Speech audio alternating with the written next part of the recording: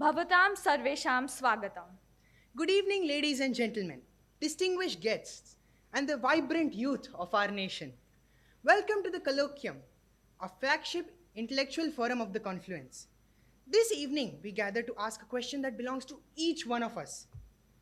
What does India look like at 100?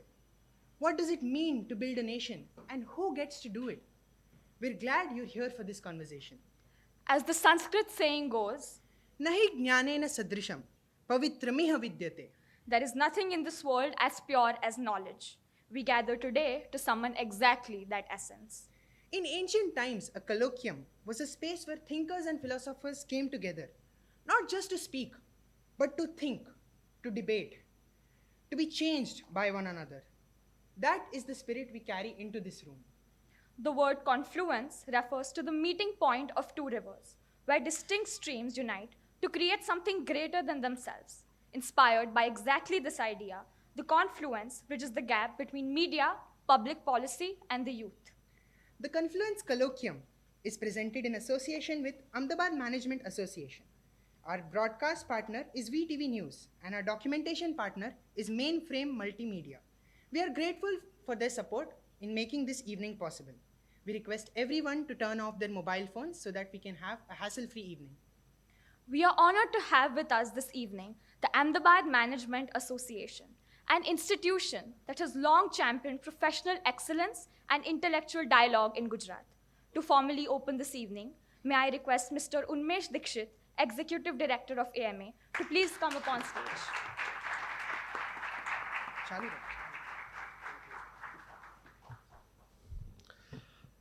Thank you very much.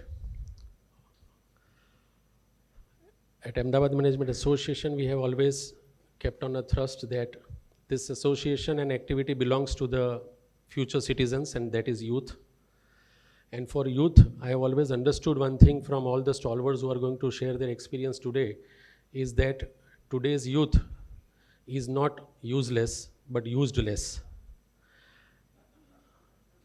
So we are happy to collaborate with Rajvi and her team, and likewise many other youth who have been a part of AMA and its activity.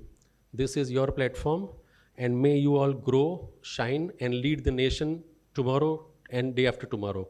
Welcome to all the guests, Ajay sir, Purva Guru Mantri Shri Chiranjeev Bhai, Jhaveri Sahib, Jai Thadeshwar, and Rajvi, all yours. Welcome to you all the youth, and do come frequently and do share your feedback or your wants that what AMA should do for you, as this platform belongs to you. Thank you very much, all of you. Thank you so much, sir.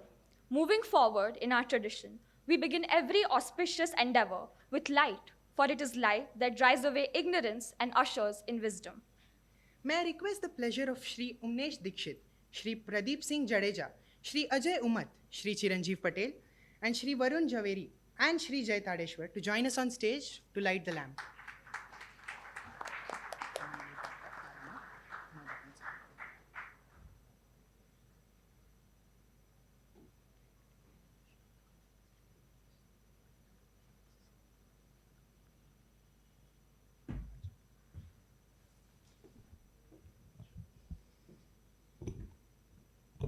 गणानान्त्वा गणपतिगु हवामहे प्रियानान्त्वा प्रियपतिगु हवामहे निधीनान्त्वा निधिपतिगु हवामहे वसो मम आहमजानि गर्भदमा त्वमजासि गर्भदम्मा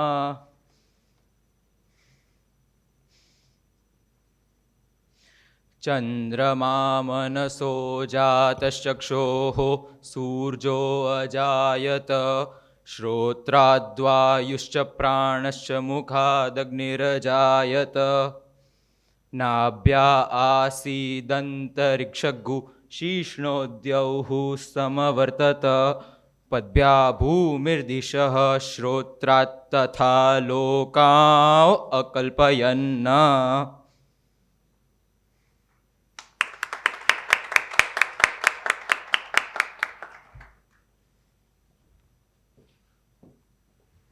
Before we proceed, we'd like to take a moment to share with you what the Confluence really is and why the colloquium exists. Many citizens live under policies they neither fully understand nor actively engage with. The Confluence seems to bridge this gap, bringing media, public policy, and youth into the same conversation and transforming awareness into participation and participation into impact. This evening's colloquium is the first step in that journey. Every initiative begins with a person who refuses to wait, who decides to build the table rather than to wait for a seat on it. The Confluence began with exactly that kind of a conviction. Rajvi Devi Gohil, founder of the Confluence and a student at Ashoka University, envisioned the platform as an outcome of the ideals of liberal education, interdisciplinary inquiry, and meaningful public engagement. She believes that India's future will be shaped not in isolation, but at the intersection of ideas, institution, and people. What began as an idea in a dorm room has now evolved into a growing movement dedicated to ensuring that young people are not merely observers of the change, but active participants in shaping India. For Rajvi Devi, the Confluence is not merely an initiative. It is an enduring commitment to creating spaces where conversation inspires action. Leadership is rooted in purpose, and ideas translate into meaningful impact. May I please request the founder of the Confluence, Ms. Rajvi Devi Gohil, to please come upon the stage to share a few words.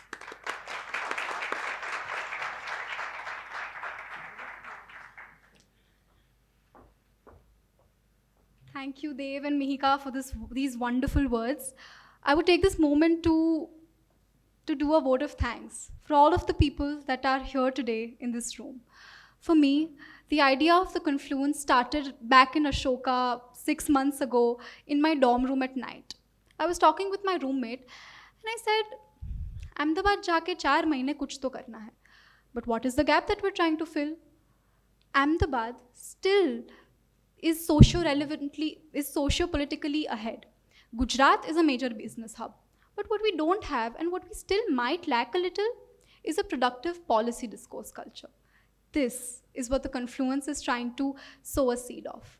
A productive policy discourse in Ahmedabad where professionals and experts of all fields, journalism, media, diplomacy, governance, innovation, expertise in business, all of those find a platform, and where young people like you and me, can have a moment where we can learn from them, and where we can actually understand how policies are made and how they actually apply. Thank you so much for coming here. I would like to thank my father, my mother, my grandparents, both grandparents, Nani Ma, Nana Bapu, Ma, Bapu, all of you who are in here in this room. It means a lot to me. And thank you to AMA, Unmesh sir, Chiranjeev sir, Pradeep Mama, Ajay Umat sir, Varun sir, and Jay sir for making this possible. And most importantly, thanking Adit Sheth, who has been a guiding light and a mentor to me throughout. Each question and answer, I've called him at 12 a.m. at night, kept him up, and just budged him with questions. Thank you so much, everyone. And may this be a wonderful session. Thank you so much.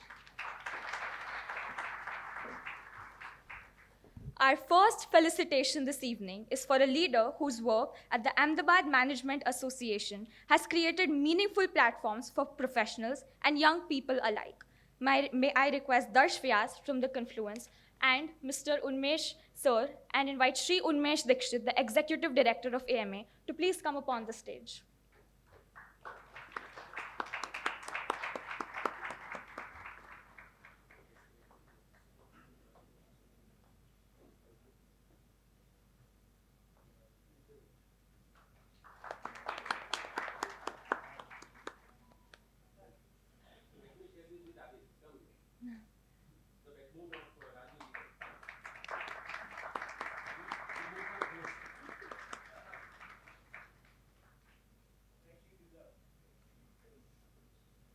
One of Gujarat's most respected voices in media, our next guest has spent decades asking the questions that matter. A senior journalist of immense credibility and stature, Dr. Ajay Umat has established himself as one of the most respected Indian journalists. Today, as the group editor of Ahmedabad Mirror and Nav Gujarat Samay, He continues to uphold the highest standards of journalism and public discourse. May I please request Arjun Thakkar from the Confluence and Unmesh Sir from AMA to kindly present the felicitation and invite Shri Ajay Umat to please come on stage. A recipient of numerous prestigious honors, including the Harindra Dave Smurti Paritoshik, Tushar Bhatt Award for Excellence in Journalism, D.D. Girnar Award, Chitralekha Award, and the Lifetime Achievement Award by the Indian Journalists Union, Dr. Umat's contributions extend far beyond the newsroom. A mentor to generations of journalists, a sought-after public intellectual, and a scholar currently pursuing a doctoral research at Nirma University, Dr. Ajay Umat truly represents the values of informed citizenship, fearless journalism, and democratic responsibility. Ladies and gentlemen, please join me once again in extending a warm welcome to Dr. Ajay Umat.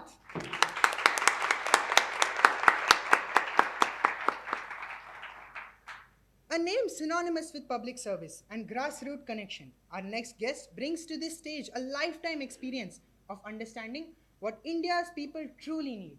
An entrepreneur, philanthropist, mentor, and institution builder, Shri Chiranjeev Patel serves as the managing director of PC Snehal Group of Companies and has dedicated his life to building enterprises that generate both economic and social value.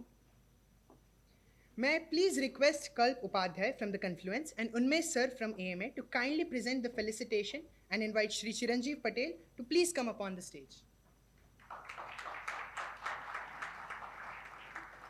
Through his acclaimed Rs1 mentorship program, Mr. Patel has guided and inspired hundreds of aspiring entrepreneurs, nurturing enterprises founded on ethics, innovations, and impact. Globally recognized for his visionary leadership, he holds the distinction of being only the second Gujarati to address the United Nations General Assembly and has also represented India at the House of Commons and the House of Lords in the United Kingdom.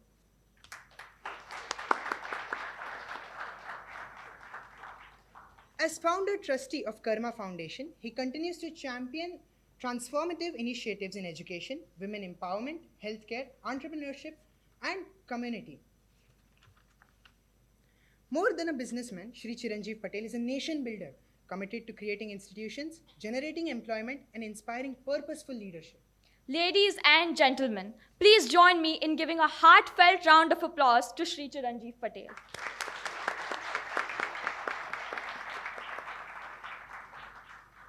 If ideas shape nations, those who research, refine, and train leaders to implement them play a vital role in that journey. Our next guest has been at the forefront of strengthening policy thinking and political leadership in India. May I request an alumnus of the wondrous Indian Institute of Management, Ahmedabad, Mr. Javeri has contributed significantly to the landmark national initiatives including Ayushman Bharat Pradhan Mantri Jan Arogya Yojana and India's National Digital Health Mission. May I request Aditya Karanya from the Confluence and Unmesh Sir from AMA to kindly present the felicitation and invite Shri Varun Chaveri to please come upon the stage. Currently serving as the National In Charge for Policy, Research and Training at Bharatiya Jan Yuva Morcha and Managing Partner at Evernile Capital, Mr. Javeri continues to bridge public policy, investment and innovation. His remarkable contributions have earned international recognition, including being named United Nations Sustainable Development Goalkeeper by the Bill Gates and Melinda Gates Foundation, and being invited by President Barack Obama himself as Young Changemaker. Through his work, Shri Varun Chaveri exemplifies how informed leadership, innovation, and public service can together contribute to building a stronger India. Ladies and gentlemen, please join me in extending a warm and enthusiastic welcome to Shri Varun Chaveri, sir.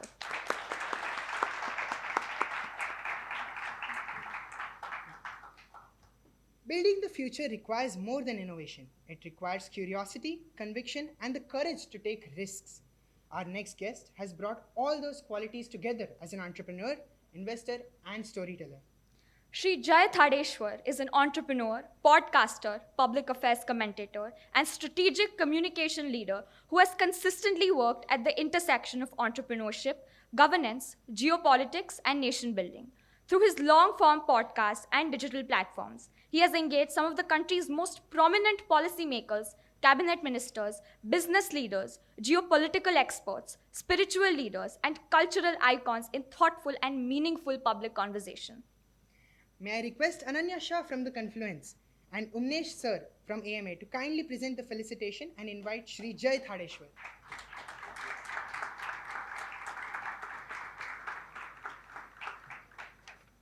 In the last year alone, his content has generated over 600 million views across digital platforms, reaching hundreds of thousands of young Indians and encouraging informed public discourse on issues of national importance.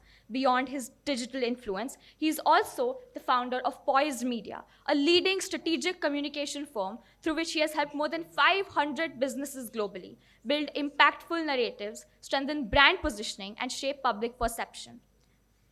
With over a decade of entrepreneurial leadership and a deep commitment to connecting the youth leaders and ideas, Mr. Thadeshwar continues to contribute meaningfully to conversations surrounding India's development, journey, and future aspirations. Ladies and gentlemen, please join me in extending a warm and enthusiastic welcome to Shri Jai Thadeshwar.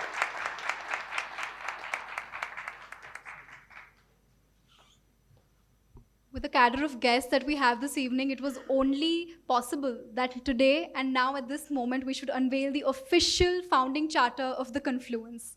Can we have the charter, please?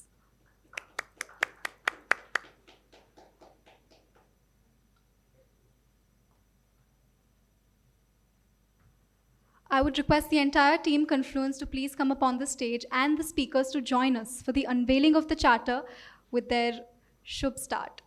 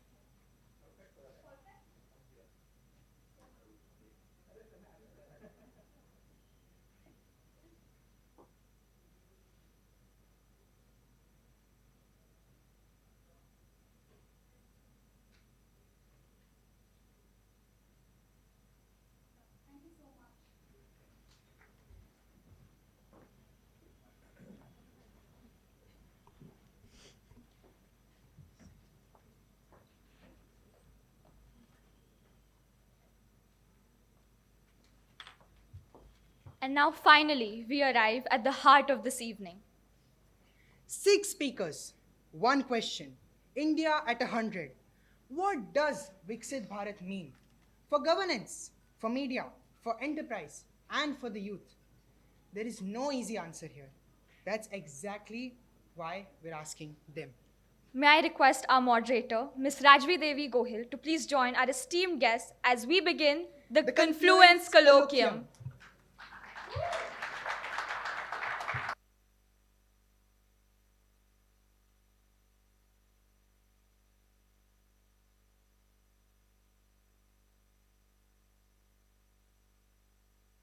Thank you so much, Mihika and Dev, for this wondrous introduction that you've given. And you've raised the spirits of this evening. And thank you so much to Jai Sir, Chiranjeev Sir, Ajay Sir, and Varun Sir to be here with us and taking time out. So, when we talk about Viksit Bharat, let's start with Jai Sir, who is the youngest here. Viksit Bharat. Is it? Yes. Oh. I wasn't sure quite of the ages, but yes. Viksit Bharat 2047 is often discussed as a government initiative nowadays. Yes, Viksit Bharat 2047 is often discussed as a government initiative nowadays, but for it to truly succeed, it must be a citizen mission, and it should be a national mission at that. Something that transcends politics and something that should outlast the governments. Regardless of whoever is in power, India's development will ultimately depend on the mindset of the people and ultimately about the actions of the people. If you had to identify one shift in the Indian mindset, not a policy, not a scheme, but a shift in the Indian mindset, what do you think would it be, and what do you think it is necessary to prepare the citizens of this country for 2047 and what lies ahead? Sure. Very interesting question. First of all, thank you so much and congratulations for organizing such an amazing evening. So first of all, when we say that India is going to be a Viksit Bharat or fully developed by 2047, if you say this in the wrong room where you don't have a lot of patriots, somebody would call it stupid, right? And I welcome it because that's exactly how big the dream should be. Every dream that became history sounded stupid, when first it was spoken. So I'm grateful to our Honorable Prime Minister for daring to dream that India will be developed and giving this aspiration to 140 crore Indians.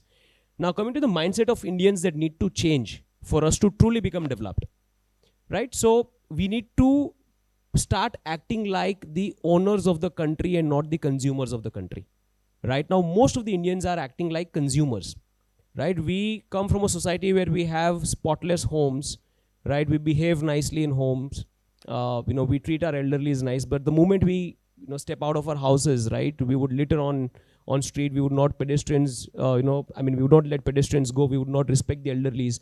So that needs to change. We need to, because the mindset is that the house is my own, the street belongs to the government. No, the whole country belongs to me. That is the kind of ownership that needs to change in the minds of people. Right? And Indians should think, as my elder brother always tells me, that we should think not what country has done for me, but what I can do for the country or what I have done for the country. Let's say if we are living in a house which is rented, and if something goes off or something is broken, right, we would call the owner to fix it. But if you own the house, you would fix it yourself. So we need to start fixing the problems that we see around. And this applies to people across different classes of society and different levels and different stakeholders of the ecosystem, be it government, be it bureaucrats, be it politicians, be it civilians.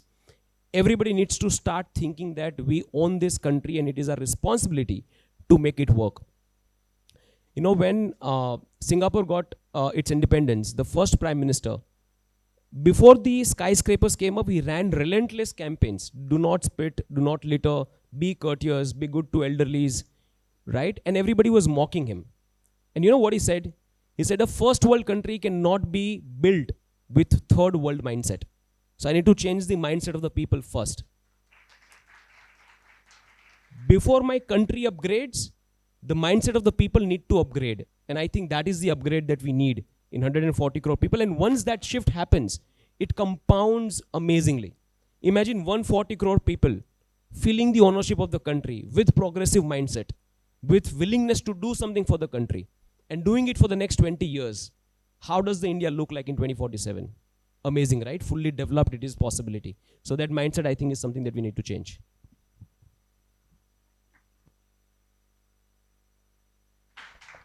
Definitely, I think I really agree with what you said.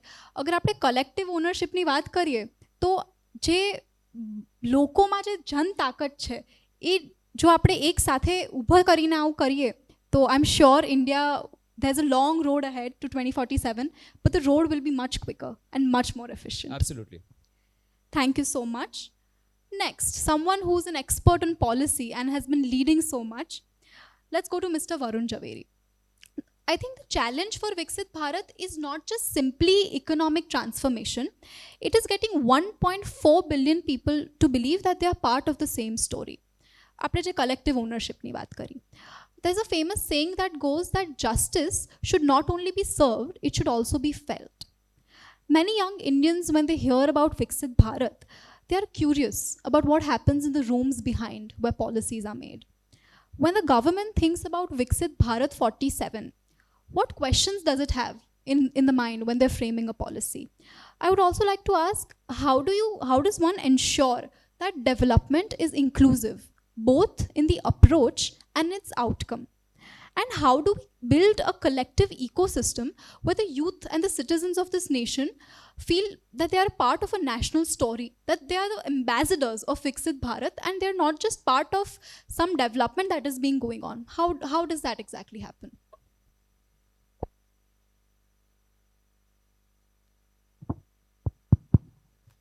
uh, you know, before I take that very loaded question, let me just take a pause here and just express how happy I am, because Ahmedabad happens to be my home city, and I'm so thrilled to see a policy, dialogue, a policy conversation happening here.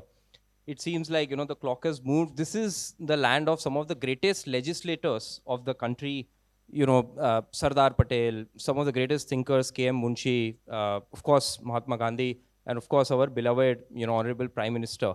I think for very long, what we were also discussing is that Ahmedabad, of course, has a very vibrant culture. And I think now we have, really found a lot of policy dialogue. And I'm super happy that this is actually being organized by the young people. I was very happy to see, probably the most young person who is sitting there, who is now busy on his cell phone. But I'm really happy to see that, all of you have come together and brought this up. So, congratulations on that.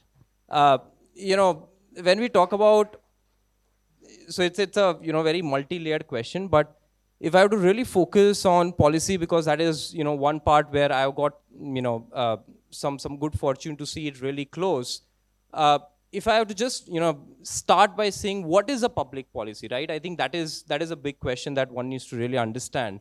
So if you look at a public policy, it is as simple as a set of guidelines or a set of rules of implementing like a very big project. It is as plain and it is as simple as that, right? But the simplicity does not really reflect the grandiose and the grand task, because as a country, we are so diverse. Like every 50 kilometer that you grow, a dialect changes, the food changes, the culture changes. So it is so difficult to make a public policy which will really be applicable for every single citizen of the country. So when you are trying to make a policy, you need to think about someone who is staying in, Ladakh in like minus 20 degrees, to someone who is going to stay in Lakshadweep, without internet. So you need to think about the entire diversity. To give you a real example, right? I actually want all of you to think about this is, how many of you have used a toilet, right, which was not like a pakka toilet, and you have actually gone to a farm and did your business, to put it crudely. You can just raise your hand. How many of you have ever done that in your entire life? Yeah, so probably like 10 or 11 of you, right? And what I'm going to say is the reality of how important is public policy. Think about that, is that in this entire room, I think we have like close to around 250, 300 folks. Only 5 or 6 of you had actually used a kacha toilet. Everyone else, including myself, right? We have only used pakka toilets, and in nowhere we used to ever think that there is a problem like that, because we have never seen one. We have never seen a problem of not having a house. We have never seen a problem of not able to go to school. We have never seen a problem of not able to access a toilet. But the hard reality is that before 10 years, and this is not a very, time that I'm talking before 50 years, 12 crore households, which means close to 50 crore citizens in this country, after independence, did not even have access to a toilet. Think about how important are these basic issues, the fundamental issues, and how important is public policy for them. So when we are thinking about public policy, and the question that you asked, that how we need to look from the Viksit Bharat lens, I think first thing that we need to put in place is, what are these basic common needs of the citizens that are not getting addressed? How to really solve fundamental problems. I always keep saying that there are two ways, and all developments are between these two guidelines. One is the fundamentals, which is your housing, toilets, food security, insurance, health insurance, and second is your aspirational, AI, privatization, a lot of, manufacturing. So everything that happens between two guardrails. So if you have to think about the Viksit Bharat part, The idea is that how quickly can we solve for fundamentals and how can we quickly move some of the aspirational things into the fundamental things. The idea behind the Viksit Bharat is going to be how do we understand the happiness intent, the basic fundamental life of a citizen, and how do we solve for that. There are so many things that have happened, but this is the basic idea, that how to make India more happy and how to understand the basic needs of the citizens and cater for them. Right now, what is basic will not be that much basic, let's say, 10 years down the line. In 1960s or 1970s, probably a car was an aspirational, but now it has become a basic need. So the idea is that how do you keep moving along with that? I think once we have that mindset, then we'll become a Viksit Bharat, not only in the way the countries, but even the way the policies are being made. So this is a type of a layer that I particularly associate a Viksit Bharat with. Definitely, definitely. I think looking at the grassroots, India માં જે development થયું છે in the last 10 years is just brilliant. And owing to policy and brilliant minds at national level, આપણે આ change જોઈ રહ્યા છે. Moving forward, the next question is to Ajay Umat sir.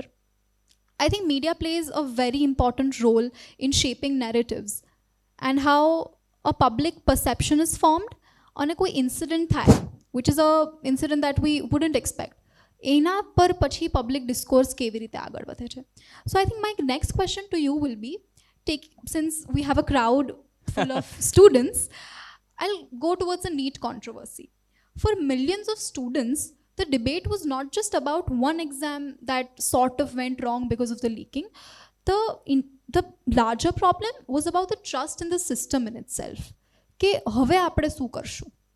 So this raises a larger question for me and for a media perspective. You are referring NEET exams? Yes, yes. Yeah. So can a bad narrative undermine confidence in a good policy? And can a strong narrative sustain faith in a flawed one? એટલે આજકાલ 30 સેકન્ડના રીલનો જે જમાનો છે, એમાં 300 પેજના policy documents આજકાલના આપણે કોઈ વાંચવાના નથી. તો how much influence do you think then media, vernacular media, Gujarati media, all local media channels and their narratives have on public discourse? અને આપણે કેવી રીતે, how do we cater to the role of young citizens in creating an informed public discourse? You have very rightly said that, her questions are very multi-layered. So Rajvi has a habit of, throwing her net very, very wide. Huh? Okay. Yeah. Maybe I'll go question by question the next time. Yeah. No issues, no issues. Today I am on the other side. I am habituated to ask question on this side. Pradeep Siji knows it very well.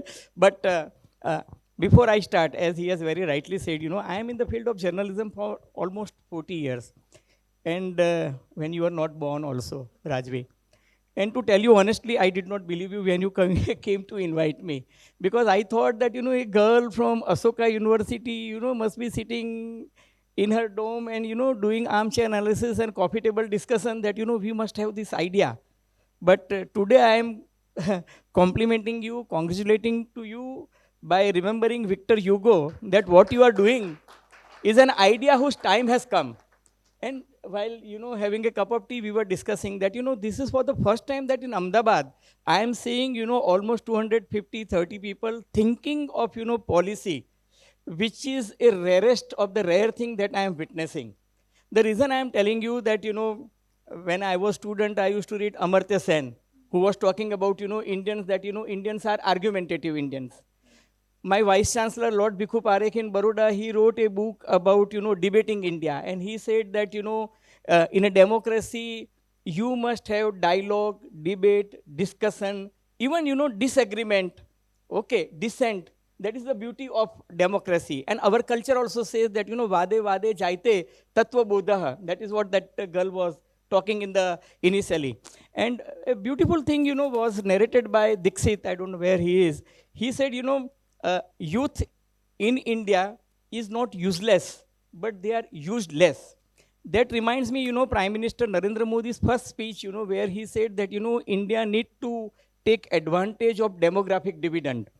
And why I am saying this, what he has said was endorsed by Thomas Friedman when I was traveling with Prime Minister, and that was the second biggest summit in New York after Second World War, and where, Thomas Friedman, one of the finest economists of the world, Pulitzer Prize winner, Nobel winner, and he told all of us Indian journalists, he said, when I was a young boy, and when I was not eating properly on my dining table, my father and mother used to tell me, "Okay, Tom, please finish your food. You don't know, people in India, they are starving." I and Pradeep Singh ji can relate that, or the senior citizen, that, we were borrowing PL480 wheat, that, America, we used to, because, India was not having, there was no question of food security. We were, starving of food. From that journey today, we are crossing an era of green revolution, and today, we are an economy of food surplus. So if you think of that journey, today when you are talking about NEET exams, I wish to tell you that there is a trust deficit, or there is a lack of trust in the examination system. And NEET is not only an examination, where paper leakage has happened, and that has created a lot of anger, dissatisfaction, or, sometime at extreme level, girls and boys, young boys and girls, they commit suicide also. More than 14 young boys and girls have committed suicide out of frustration. So my personal observation or take is that, we need to fix responsibility. Why this is happening? And this is not for the first time. It is happening in many such examinations. But my another question, why no paper leakage is happening in IIT or in IIM or in UPSC? Or, no one can leak the name that who will become chief minister in Maharashtra or in Madhya Pradesh or in Rajasthan, because, system in BJP or in these exams are very, very robust. Now, re-NEET took place, and Prime Minister himself had taken responsibility that this time I am taking responsibility. I would have advised him not to do it, because, he was virtually putting his career at stake. Because today everybody is blaming Dharmendra Pradhan. If anything would have gone wrong, people would have blamed Prime Minister also. But he took a risk. And I personally believe that, biggest risk in life is not to take risk.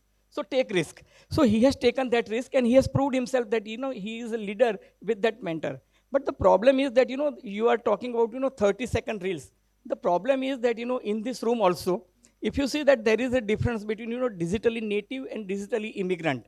I am not a digitally native. I am a digital immigrant. When I started my career, I used to go to Hansa Mehta library and study, Encyclopedia Britannica. Today, you people are using, Wikipedia. You don't, use or Chat GPT. So this Gen Z who has born after, 97 to 2012, they are very, very much, what do you call, they are born with silver spoon and tech savvy. Now, but these digital native people, who are born in an era of, this magnificent seven. Magnificent seven, when I am using the word, with a sense of responsibility, who are this magnificent seven? They are controlling 40% economy of the world. And they are the one who are making narratives of the world. They decide, how the global policies would work. India may do whatever they want to do best. If a war will take place between America and Iran, we all have to suffer price rise and everything, inflation and everything. The point I am making is that these tech giants you are referring to, whether it is Amazon, or Google, or Meta, or Apple, or Nvidia, or Mr. Elon Musk, SpaceX, these people are virtually ruling the world, and they decide, what narrative will take place, because, what they are serving with this YouTube or TikTok or, Snapchat or Instagram or with Facebook, they decide the narrative. And because of that, 30-second things, they are not bothered about the future of Indian students. They are bothered about, how they will answer to their stakeholders in Wall Street. The reason is that they are in the business of engaging you more. They do not want you to have a perspective. They do not want you to study in detail. And that's the reason that, our generation was reading newspaper. As a newspaper editor, I have to write very, very responsibly what I am writing, because the point I am making is that today, if I write anything wrong, Pradeep Singh ji is sitting here as a legal expert, I am going to face defamation case or criminal, libel or slander or any other things. But, on social media, you can write anything and get away. I'll give you an example. Sumitra Mahajan, 7-time elected member parliament from Indore and speaker of the Lok Sabha, erstwhile. Somebody wrote on social media that she is no more. And Sasi Tharoor sitting at Delhi airport, she thought, oh, I should give an obituary. So he paid, wonderful obituary, and he took a flight to Trivandrum. And in 2.5 hours, more than 3 million people had given, tribute to Madam Sumitra Mahajan, and she had gone there only for some gastric problem, and she had to come out from hospital and say, no, I am perfectly all right. Now, Massachusetts Institute Technologies report says that, bad news travel 600 times more than, the real news. આપણે ગુજરાતીમાં કહીએ છીએ કે પેલું સત્ય છે ને એ એમ કે હજુ મોજા પહેરે ને ત્યાં સુધી જૂઠ છે ને અડધી પૃથ્વીની પ્રદક્ષિણા કરીને પાછું આવે છે. That is the problem. The root cause is that, there is no skill upgradation. There is no, fact check. Nobody, fact check. There is no pause, You simply like something which is emotionally connecting to you, you simply forward it. And that is the root cause that, nobody is taking their content is serious. Content is king. But, Lord Google is a God. So God is deciding, what I and you will decide. So that is the problem. We need to have some policy, regarding this, that content moderation should be done. Our constitution says that, we all have freedom of speech. But at the same time, 19.2 says that, there are reasonable restrictions. So we all should follow those reasonable restrictions. But those people who are using, WhatsApp or ChatGPT or YouTube and other things, they say that, they believe in America, that, they have First Amendment which says that, Congress shall make no rule which can control your freedom of speech, expression, information, and freedom of press. That means they can say anything, which is not true. So content moderation and content regulation is the need of the hour. If this happens, I think all these problems will be solved. And so far as NEET is concerned, there is a need of hour that, you should establish not having an ostrich kind of mentality that, nobody will answer. There should be a transparency, there should be an accountability. By taking re-examination does not mean that, you will get away. So responsibility should be fixed. I think problem will be solved. Sahib, Thank you. Rajvi, આગળના સવાલ પર જાય મારો તમને થોડું this is very important because મીડિયાની વાત કરીએ તો media is like the fourth pillar the most important thing in our daily life આપણી સવાર ત્યારથી પડે છે અને ઊંઘ્યા ત્યાં સુધી આપણે હવે મીડિયામાં જુદા જુદા પ્લેટફોર્મ પર સ્ક્રોલ કરીએ છીએ. આ ઇન્ફોર્મેશન બધા પાસે હશે છતાંય ફરીથી સમજાવું છું. We live in a country where we have 900+ news channels અત્યારે. 17,000થી વધારે આપણી પાસે ન્યૂઝપેપર્સ છે અને 80 કરોડ લોકોથી વધારે પાસે સ્માર્ટફોન છે આપણા દેશમાં અને 100 કરોડ કરતાં વધારે નંબર છે ઇન્ડિયામાં મોબાઈલના. હવે એ લેવલનો ઇન્ફોર્મેશન ફ્લો હોય અને છતાંય સાહેબ હું એક કન્ઝર્વેટિવ ફિગર કહું છું વધારે હશે 5,700 લોકો કોવિડમાં ખોટી ઇન્ફોર્મેશનના લીધે એડમિટ થઈ ગયા બિકોઝ એ જાતે ગભરાઈ ગયા અને ડિપ્રેશનમાં આવી ગયા અને એટલા બધા મિસઇન્ફોર્મેશન સ્પ્રેડિંગમાં હતા કે એમાંથી કેટલાય લોકો actually they passed away due to just the dar of COVID, what will happen. And this is not about the second wave, this is between the first wave and second wave. Fear factor. આપણા દેશ fear factor ક્યાંથી આવ્યો? મીડિયાથી આવ્યો. તમે સુમિત્રા મહાજન મેડમનું કીધું આવા કેટલાય રોજના ન્યૂઝ આપણે પોતે ફોરવર્ડ કરી દઈએ છીએ ને આપણને ખબર નથી પડતી. તો પોલિસી લેવલ ત્યાં બહુ જ જરૂરી છે સાહેબ. અને રાજવીએ તો કદાચ એનું કામ કરી લીધું આપણને લોકોને અહીંયા ભેગા કરીને. આપણે લોકો જેટલા લોકો અહીંયા બેઠા છે ને એ આપણું કામ પૂરું કેવી રીતે પાડીશું એ મારો રાજવીને સવાલ હતો કે આ કમ્યુનિટીનું તો એને આજે ઉદ્ઘાટન કરી દીધું ચેપ્ટરનું આપણને she gave us a charter પણ are we ready to become a part of that community like Varun said કે this is so brilliant to see Ahmedabad coming in a room like this but are we open to way conversation. આજે એની શરૂઆત કરવી છે અને આપણે એ કમ્યુનિટીના part થવું છે એ નક્કી કરવાનું બહુ જરૂરી છે because if we are not able to speak our mind if we are not able to come and participate if we don't go home and do our job I think there is a major gap and that's where the entire system of media and public policy, and that gap rises. I'm so sorry. No, no, no, no. You are absolutely right. You know, what you said is a music to my ear. As an editor of print media, for example, Ahmedabad Mirror and Now Gujarat Samay, I want that, you know, there should be some, policy should be there, you know, by which you can do, you know, misinformation, disinformation and malinformation. So the example which I had given about Sumitra Mahajan is a misinformation. Okay, nobody had intention to kill her.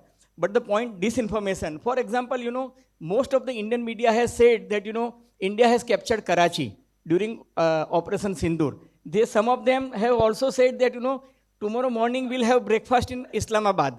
Now that was, you know, disinformation. So during pandemic or corona, after pandemic came infodemics.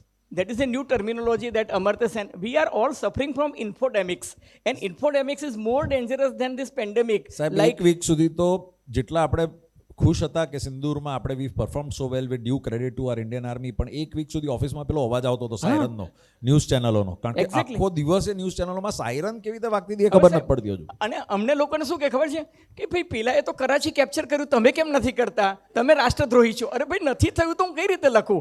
પણ કે ના, ચેનલમાં આવી ગયું, social મીડિયામાં આવી ગયું. ગઈકાલનું જ ઉદાહરણ આપું, વેનેઝુએલામાં અનફોર્ચ્યુનેટલી એક અર્થક્વેક આવ્યો. એક સોશિયલ મીડિયા પ્લેટફોર્મે લખી દીધું કે 1 લાખ લોકો મરી ગયા. હવે બીબીસી લંડનથી માંડીને બધા લોકો એવું કહે છે કે on record 168 people died and 11,000 missing. તો means I have to write that, you know, what government is saying and what factually correct is. How can I write કે 1 લાખ પીપલ ડાઈડ? એટલે Sir, આ બહુ બેજવાબદારીપૂર્વકની વાત છે. હા, No, 100%. This, I think- so this is, so just would like to add, as a representative of the digital community, sir, એટલું બધું content create થાય છે ને, right? 80% of the Gen Zs consider themselves to be content creators. 60 to 80%, and lot of them want to be content creators. હવે content generate થતું જ જવાનું છે. Even if we make any kind of policy, it would be extremely hard to enforce that policy to control the content and the narrative that, let's say, anti-national elements would want to create. Or even, you know, we as Janta, right, how we forward things without verifying. I was toying with an idea of digital security force. Just like border security force, we need a digital security force which would be filled with informed citizens, right, who would call out the lies, who would call out the misinformation. Because for government, it's very difficult to control. And number two, you cannot even force this platform because these platforms are so powerful. Tomorrow, if the government says that Instagram cannot do X number of things and Instagram says, okay, we want to leave the country, right, people would be on the roads to bring the platform back. so that is what has happened in Nepal or in Bangladesh or Sri Lanka. I am not on that. What I am saying is, like in Europe, you have GDPR, General Data Protection Rules. They have DSA. You know, it is a very, very strong. Even a company like Apple, they said, no, you have to change the pin. Apple company has to change pin, and they came to C pin. So in European Union, in United Kingdom, in Australia, they have very, very, you know, powerful, robust rules, you know, to control digital media platforms, which is not the case in India. That is what, you know, I am saying, that we must have robust rules. And one more thing, you know, United Nations has said that, you know, there are 3 kind of misinformation. Like, one is infodemics, one is misinformation, the example of Sumitra Mahajan. Disinformation is, you know, like India capture Karachi and Islamabad. Third thing is, you know, malinformation, which is very, very dangerous. Sometime you must have seen, you know, some fake news. Nirmala Sitharaman is saying, today is 27 June and I am telling you all that, you know, invest in this fund and you will get, you know, 1 crore in 2 months. Priyanka Gandhi will say, Rajat Sharma will say, मैंने diabetes के लिए ये दवाई ली थी, मेरा 400 diabetes था, अब 40 हो गया. अरे यार गलत है. But you know, deep fake को कंट्रोल नहीं कर सकते. That is, you know, synthetic content और आर्टिफिशियल. हाँ Sir, I will make a very interesting point. So this is a superb example of aspirational policy making, because these are the issues that we are suffering from day to day. Now you go to a tier 3 village, they have zero problem in sharing whatever data you want. क्योंकि उनके लिए this is not an issue only. So because for us our fundamentals have been sorted, you know, and now this has become an issue. So that's why when we talk about Viksit Bharat, the idea is that, you know, some of the issues that are aspirational for us will become basic in the years to come. So this is a great example of, you know, the things that are dear to us but it not might be dear to the other ones. Last point which I want to add, you know, for example, all of you are from Gujarat and you must be knowing the case of Mr. Gautam Adani, one of the richest men in this country. Somebody in America has decided to fix him, and he came out with that Hindenburg report. है ना? That is called, mall information. Deliberately, he came out with a document, and next day, 3,000 rupees share has come down to 300 rupees. Imagine the plight of a corporate organization, you will virtually ruin him. The point is that, man sitting in, and today nobody is asking any question to Mr. Hindenburg. He has, shut down his company. But what damage he has done to this corporate governance in this country. So that was, a misinfo. It is beyond misinformation and disinformation. It is malinformation. And that is the thing, phishing. Prime Minister Narendra Modi's video has come where, he is doing Garba. And he invited all the editors for lunch. He said કે 8મા ધોરણ પછી મેં કોઈ દિવસ ગરબા કર્યા જ નથી, પણ કે ગરબાનો કે હું બ્યુટીફુલી ગરબા કરતો હોય એવો વિડીયો આવી ગયો. Now it was a deep fake. Similarly, phishing will come. Tomorrow somebody will hijack your voice and they are going to, what is this Neuralink by SpaceX or Mr. Elon Musk? He is planning to hijack your brain. So today I am not afraid of, whether my Facebook account will hack or my email will be hacked. He is going to hack my brain. So Rajvi, you don't know how big net you have thrown, and we all are tempted. Please go to your next question. No, in fact, I'm Sorry. really loving the spirits with which we've coming up and this enthusiasm. Adding to that, Chiranjeev sir had mentioned about આપણા youthની શું responsibility હોવી જોઈએ. So I think when we look at any information online, I think what lacks in us is critical thinking. We look at only, આપણે છે ને એક જ પહેલું જોઈએ છે of the coin. We never look about on the other side. We never think about the other side. So I think it is important to notice the pros and cons and to question ourselves whether what we're seeing is right, and to make an effective move, to and then take a pause and think before resharing, because I think taking a pause is sometimes what we're losing out on in this very fast driven economy, digital economy at that. So I think that message I would like to give to all the young people in this room. Moving forward, Chiranjeev sir, as chairman of the youth wing of one of India's largest chamber of commerce, you work directly with young entrepreneurs in Gujarat, and many of them are outside the metro spotlight. આપણે જ્યારે startup ઇન્ડિયાની વાત કરીએ, then the conversation is heavily concentrated on Delhi, Bombay, Bangalore. તો મને એ પૂછવું હતું, on the road to Viksit Bharat 2047, what does entrepreneurship look like in Tier 2 India? And what would it take for Tier 2 cities to be primary engines of the 2047 economy and not just the secondary beneficiaries? એટલે concepts such as the global capacity centers, how can they contribute to bringing up and stirring up employment in these tier 2 cities and boosting the startup culture? Very nicely put up. I love the multi-layer. So I have been there globally with all the organizations I have seen, અને બધે ગયો છું. So many organizations nationally, internationally I have led. But I can tell you, when I started this journey of leading the global organizations, and especially with Entrepreneurs Organization in 2010, and today I am leading one of the new concepts there after 16 years of my being with them. હું અત્યારે એ જ global કમિટીના હેડમાં છું, where I take after tenured industrialists as our members. મને એટલો ફરક લાગે છે કે પહેલાં તો કઈ રીતે આપણે ક્યાં હતા ને કઈ રીતે આપણું વિઝન થતું હતું, કઈ રીતે ભારત દેશને જોવામાં આવતો હતો ગ્લોબલી જ્યારે એ મિટિંગ્સમાં બેસતા હતા ત્યારે. અને અત્યારે કોઈ પણ પ્લેટફોર્મમાં, whether we go to United Nations, I was recently at World Economic Forum, have been to the United Nations House of Commons and speaking everywhere else. I think પહેલાં તો the pride is immense. Let's understand that. જઈએ છે એટલે હવે caller ઊંચો automatic થઈ જાય છે, એટલે શર્ટ આવા પહેરું છું કે જરૂર નથી રહી, don't need to tell. હું ગયો એ પહેલાં recently a global conference ma, there was someone else from Germany as an entrepreneur talking about his visit to India, અને એ છોકરાએ એ રીતે કર્યું કે, of course he's talking about metros, I'll come to that તારા question પર, પણ એને અમને ગણાવડાયું આ રૂમમાં કે આપણે લોકો આપણા યુરોપિયન યુનિયન્સના ઇશ્યુઝની વાત કરીએ છીએ, બ્રેક્સિટ પછીના આપણા પ્રોબ્લેમ્સની વાત કરીએ છીએ, આપણે કલ્ચરલ ડિફરન્સની વાત કરી રહ્યા છે. એક દેશ છે જ્યાં 140 કરોડ લોકો છે, હાઈએસ્ટ નંબર ઓફ રિલિજન્સ છે, હાઈએસ્ટ નંબર ઓફ વર્શિપિંગ એક સેક્ટના લોકો છે હિન્દુઝ, જે કેટલાય રિલિજન, કેટલાય ભગવાન દેવી દેવતાઓને કરે છે, છતાંય જ્યારે ગ્રોથની વાત આવે છે ત્યારે આટલા લાખ કિલોમીટરના હાઈવે એમના પહેલાં હતા અને અત્યારે લાખો કિલોમીટર 10 વર્ષમાં બની ગયા છે. આટલા એરપોર્ટ, 37 એરપોર્ટ 2013માં હતા, 14માં હતા, અને today we are talking about every year adding maybe more than 10 or 11 airports, taking us in the last 7 years more than 70 plus airports, and out of which 2 airports have recently come as the world's best airport, જે આપણે બધાએ વાંચ્યું એમ, best designed airports. One of them is the sustainable airport. ડિફેન્સમાં આપણી શું હાલત હતી અત્યારે? Today that person is saying કે India is exporting defense. ઇમ્પોર્ટની તો વાત જ દૂર રહી ગઈ. We are exporting our defense and now that the number is staggering, 4 lakh કરોડનો. So the Indian growth story, space, જે આપણું કોઈ વર્ડ જ નહોતો. I met Sudhanshu Shukla and for one of my events, and that guy is preparing for Gaganyaan, and maybe very very soon we will have an Indian man in an Indian space satellite, instrument, traveling to space, and maybe he's walking on the moon.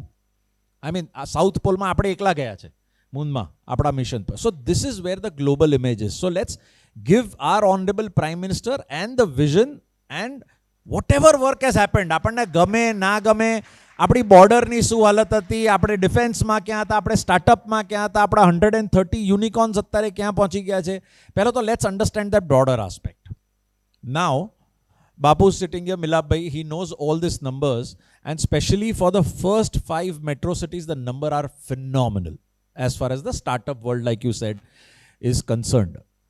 But A 130 unicorn, જેમાં કદાચ 4 કે 5 આપણા ગુજરાતથી છે, which I am very happy about, are not something that people sitting in Delhi should be talking about or deciding the policies on, which I am a firm believer. And એટલે જ હું હંમેશા દરેક જગ્યાએ I try and be the crusader of entrepreneurship.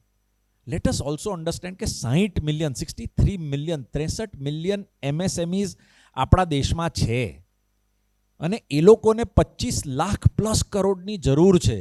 કારણ કે એમની પાસે કોલેટરલ કોઈકવાર નથી હોતી, કોઈકવાર કંઈક નથી હોતું, કોઈકવાર એમના કેશ બેલેન્સમાં ઇશ્યુઝ થઈ જાય છે, કોઈકવાર એમની પાસે એના ગ્રોથ માટેના ઇશ્યુઝ હોય છે.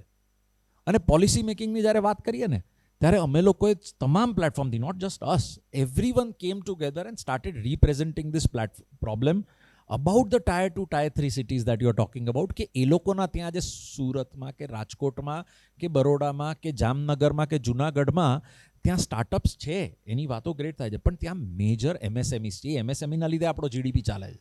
આપણે ગુજરાત આઈ થિંક 30+% એ GDPમાં કોન્ટ્રીબ્યુટ કરીએ છીએ, અને આ જો 30 લાખ MSME જુદી જુદી રીતે આપણા આ વેસ્ટર્ન રિજનમાં ના હોય ને, તો આપણે આમાં કોન્ટ્રીબ્યુટ જ ના કરી શકીએ.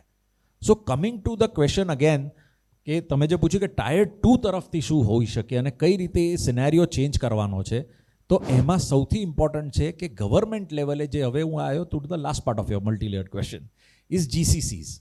ગ્લોબલ કંપનીઝની જે વાત છે, કે મલ્ટીનેશનલ કંપનીની વાત છે, it is high time, and all of us, આપણા ચારેયની ઇક્વલ જવાબદારી છે કે રાઈટ અવાજ પહોંચાડીએ, કે હવે જો કોઈ બી ગ્લોબલ કંપનીને Google, meta, anyone wants to come in India, the government should tell them કે તમે પહેલાં 2 ટાયર ને 3 ટાયર સિટીમાં જઈને તમારા સેન્ટર બનાવો. આ લોકો 1.9 મિલિયન લોકો, close to 2 crore to 3 crore people, these multinationals are already employing in our country, અને આ 3 કરોડ લોકોની salary is all high scale. They are the real GDP contributors and sincere taxpayers of our country when they are working for these GCCs.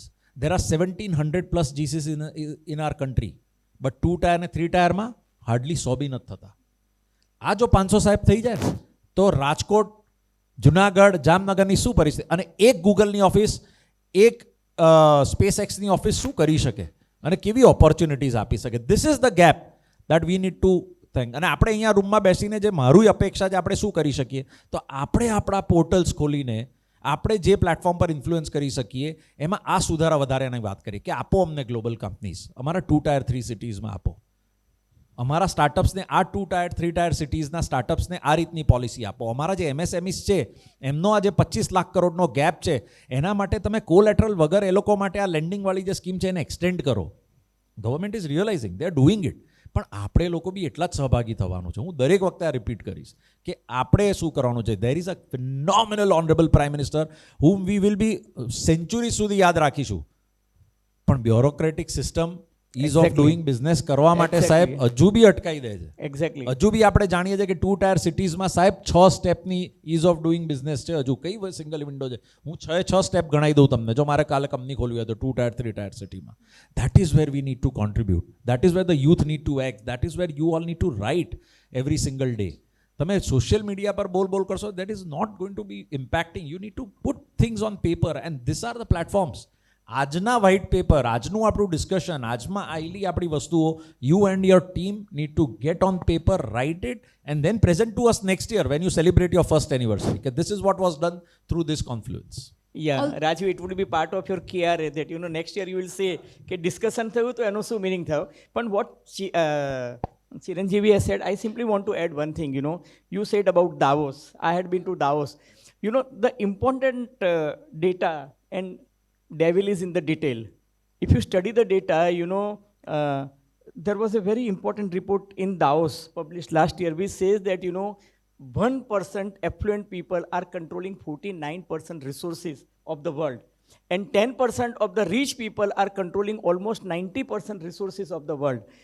Elon Musk alone, when he has become trillionaire, on that day, his wealth was, more than the wealth of 178 countries out of 192 registered in United Nations. Think of that man. But on the other side, still 25% people in this globe are not having food every day, and more than 50% people are still living below poverty line.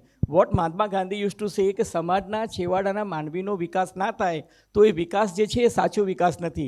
Take example of Gujarat. You had gone up to tier 2 only. I want to go one step further. Gujarat is contributing 30% in GDP, and that's the reason that, Gujarat is a growth engine of India. But, Gujarat is a classic case of cronic capitalism also. Understand that also. If you see the Gini coefficient ratio, which says that, in Gujarat also, 5 big companies, they are contributing almost 25% in the GDP of Gujarat. But what about people, those living in Banaskantha or Sabarkantha or in Dahod or in Panchmal or in Santrampur or Chota Udeipur or Kawat or Naswadi or Bharuch, Sagbara up to Vapi, Valsad, in that area, Vyara, that tribal belt, they are still not having adequate facilities which, people in Ahmedabad and Gandhinagar, they are, enjoying. I distinctly remember APJ Kalam, he has written a wonderful book, Vision 2020, and I was part of his team because his last book, Transcendence, I translated him, and unfortunately after that he died.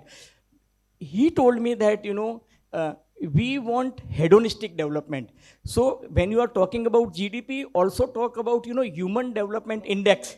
What about human development index? We need to think about human development index also. Gujarat is the classic case that, after Ganganagar in Rajasthan or Haryana, we have a skewed gender inequality ratio. Go to Unja, there 69 versus 100 boys and girl ratio.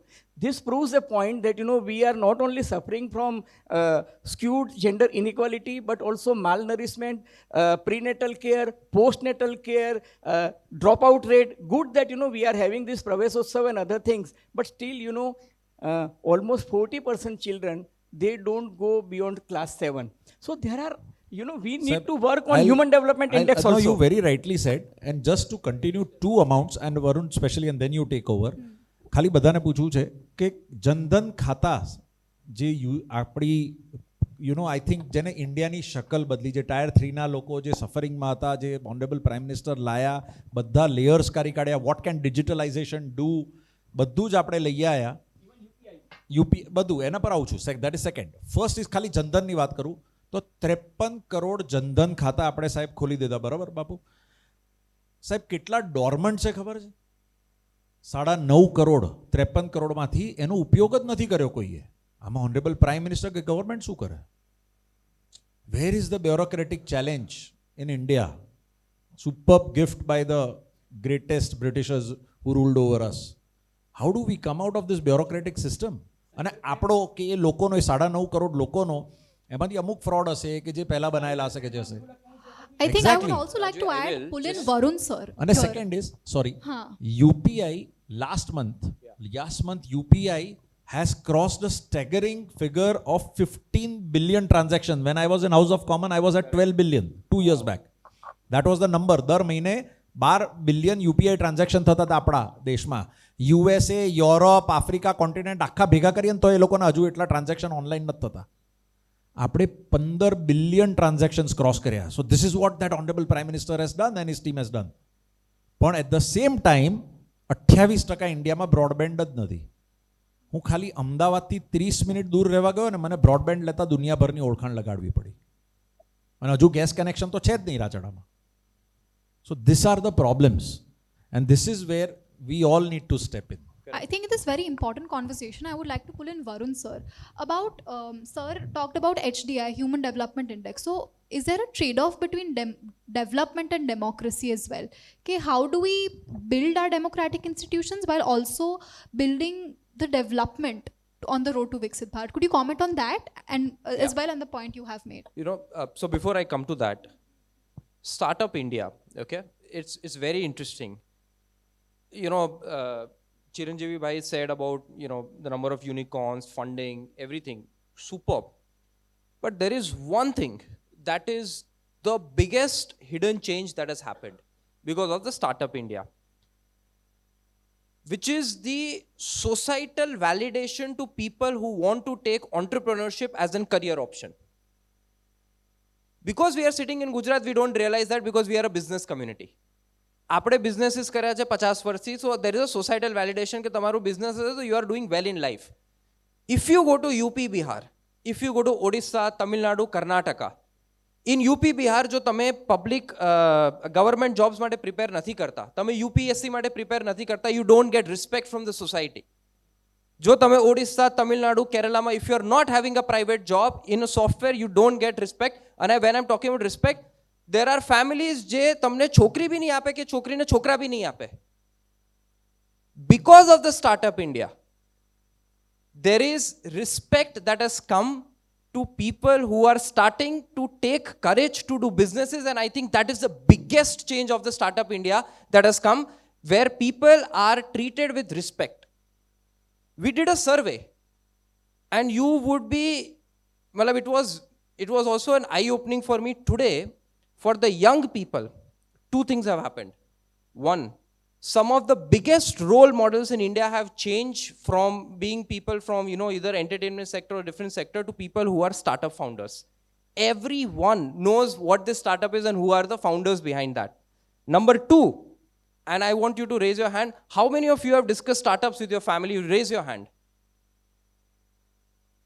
For the first time, startups and building business have become a part of the dining room discussion, not only in Gujarat, but across the country. What China did with the great leap forward, discussing about development, businesses, enterprise, today has been done in India. That is what we call the spirit. It's the animal spirit. કે જો તમે startup કરી રહ્યા છો, તમે business કરી રહ્યા છો, you are doing something well. And I think that is the first thing that an entrepreneur requires is the respect from the family and the society. He will handle everything else. So I think that is what Startup India has solved for, that you are doing something well in your life. So I think that is one thing that I am very happy about. The question that you asked, and I again want to, take, your particular feedback, right? See, I will give you one example about, Rajvi asked a very interesting question about the trade-off between the democracy and development, okay? I will give you one option, okay?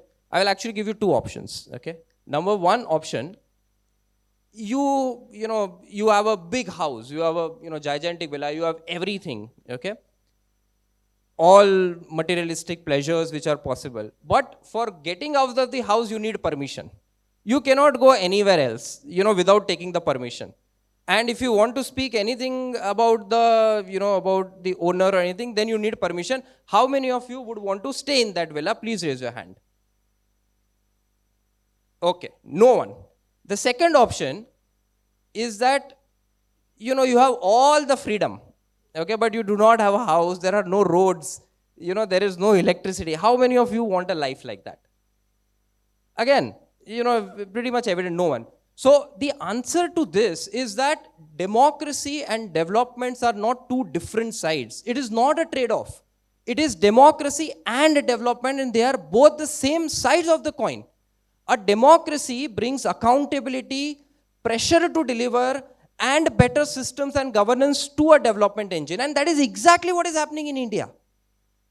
See, if you look at where India is right now, we are the fastest growing major economy, and that has happened because of democracy and not despite of democracy. The checks and balances, the institutions which are there, that has made us ensure that we have to deliver better quality of governance. I will give you a simple example. Today, Chiranjeevi Bhai said that UPI transactions have gone to certain $1 billion every month.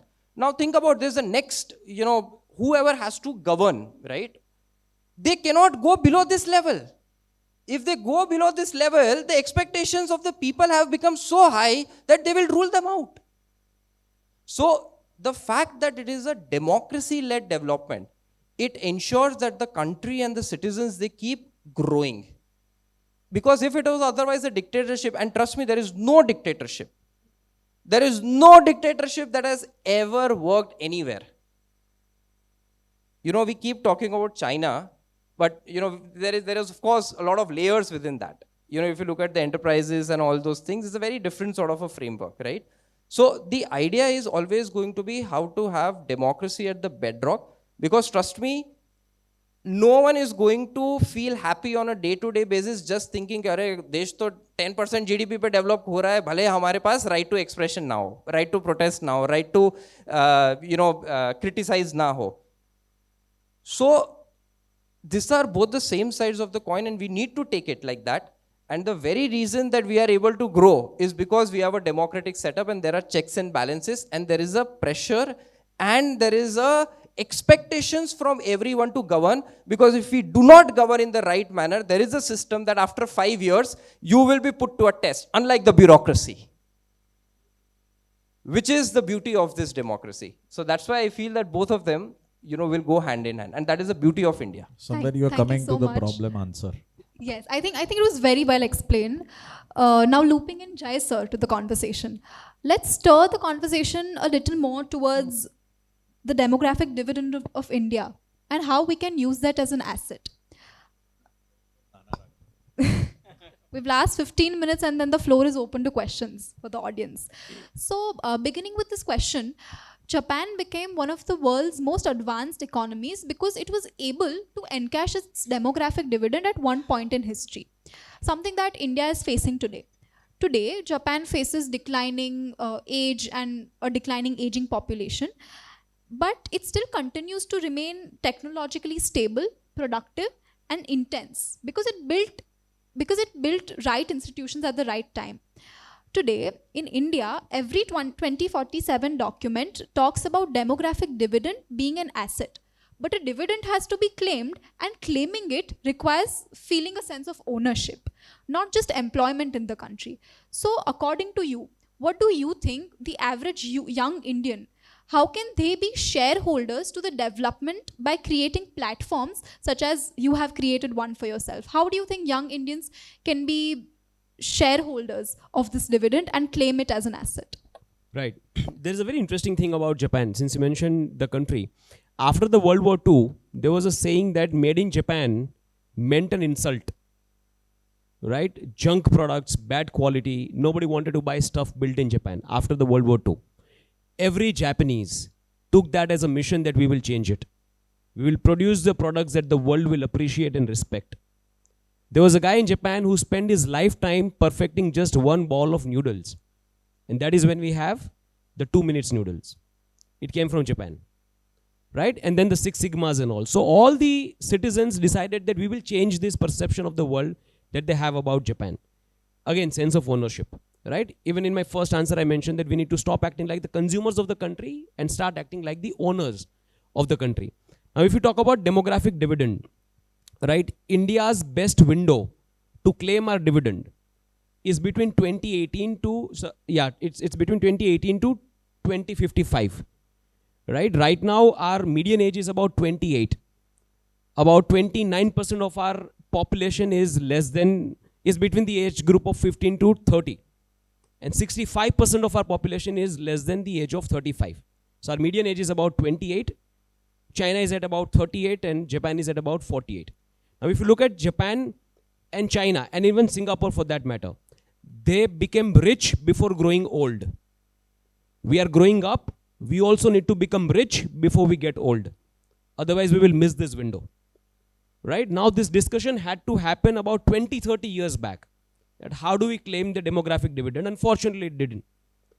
Right? But fortunately, from 2014 onwards, this discussion has started happening. I don't mince my words that it has started, the discussion started happening only after that. Only after that, we have Make in India, an aspiration that we will make in India that the world will appreciate. Sell anywhere but make in India is what our Prime Minister said. Right? So those aspirational discussions started happening after 2014. Now, in order to claim this, right, we need to have very strong and robust infrastructure. And for most of the developed and rich countries, the robust infrastructure is mostly unseen. I have this model that I call EPIC model. EPIC, E stands for education. Our education should be so good that even a millionaire would want to put their kids into a government school, which it is not right now. No matter where you come from, the accident of your birth, whether you take birth in Kutch or in Mumbai or in Ahmedabad, you should have access to the same quality of education. That is what happens in developed nations. So education, number one. And not just quality, even the quantity. We sometimes take pride that for a few thousand seats, lakhs of people are competing. It's a tragedy.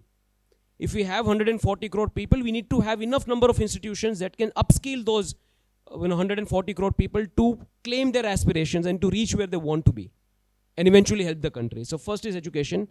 Second is policy. EPIC ka P, policy and politics. We need to move to politics of governance and development from politics of caste and religion. And policy which is inclusive for everyone. Just like he said that internet no connection લેવા માટે એમને ઓળખાણો લગાવી પડી હતી. Right? ગામડામાં કોઈને business શરૂ કરવો હોય તો લાયસન્સ લેવા માટે ઓળખાણો લગાડી પડે. The day you need not to know somebody important to get what is rightfully yours, something which is basic, that kind of policies we need to have. Inclusive institutions. Institutions which are committed to serve. The third letter I. Inclusive institutions which are committed to deliver the same quality of service to all the citizens, irrespective of who they know, which strata of the society that they belong to. And fourth and the most important is the civilians, the citizens. Right? They need to feel that I own this country and I'm committed to this country. And be responsible. Right? So, all the developed countries that you see, right, the citizens feel responsible for the development of the country too. For the last 75 years after independence, I think we have spent developing India, or we have spent talking about developing India. The next 25 years should be spent focusing on developing Indians. Once the Indians are developed, they will eventually go and develop the India. So I think that is how we can claim our demographic dividend, and time is running out. Our recent PLFS survey said that the youth unemployment rate is about 15%. Government's own survey says that more than half of the youth population which is educated are not completely employable. That needs to change quickly.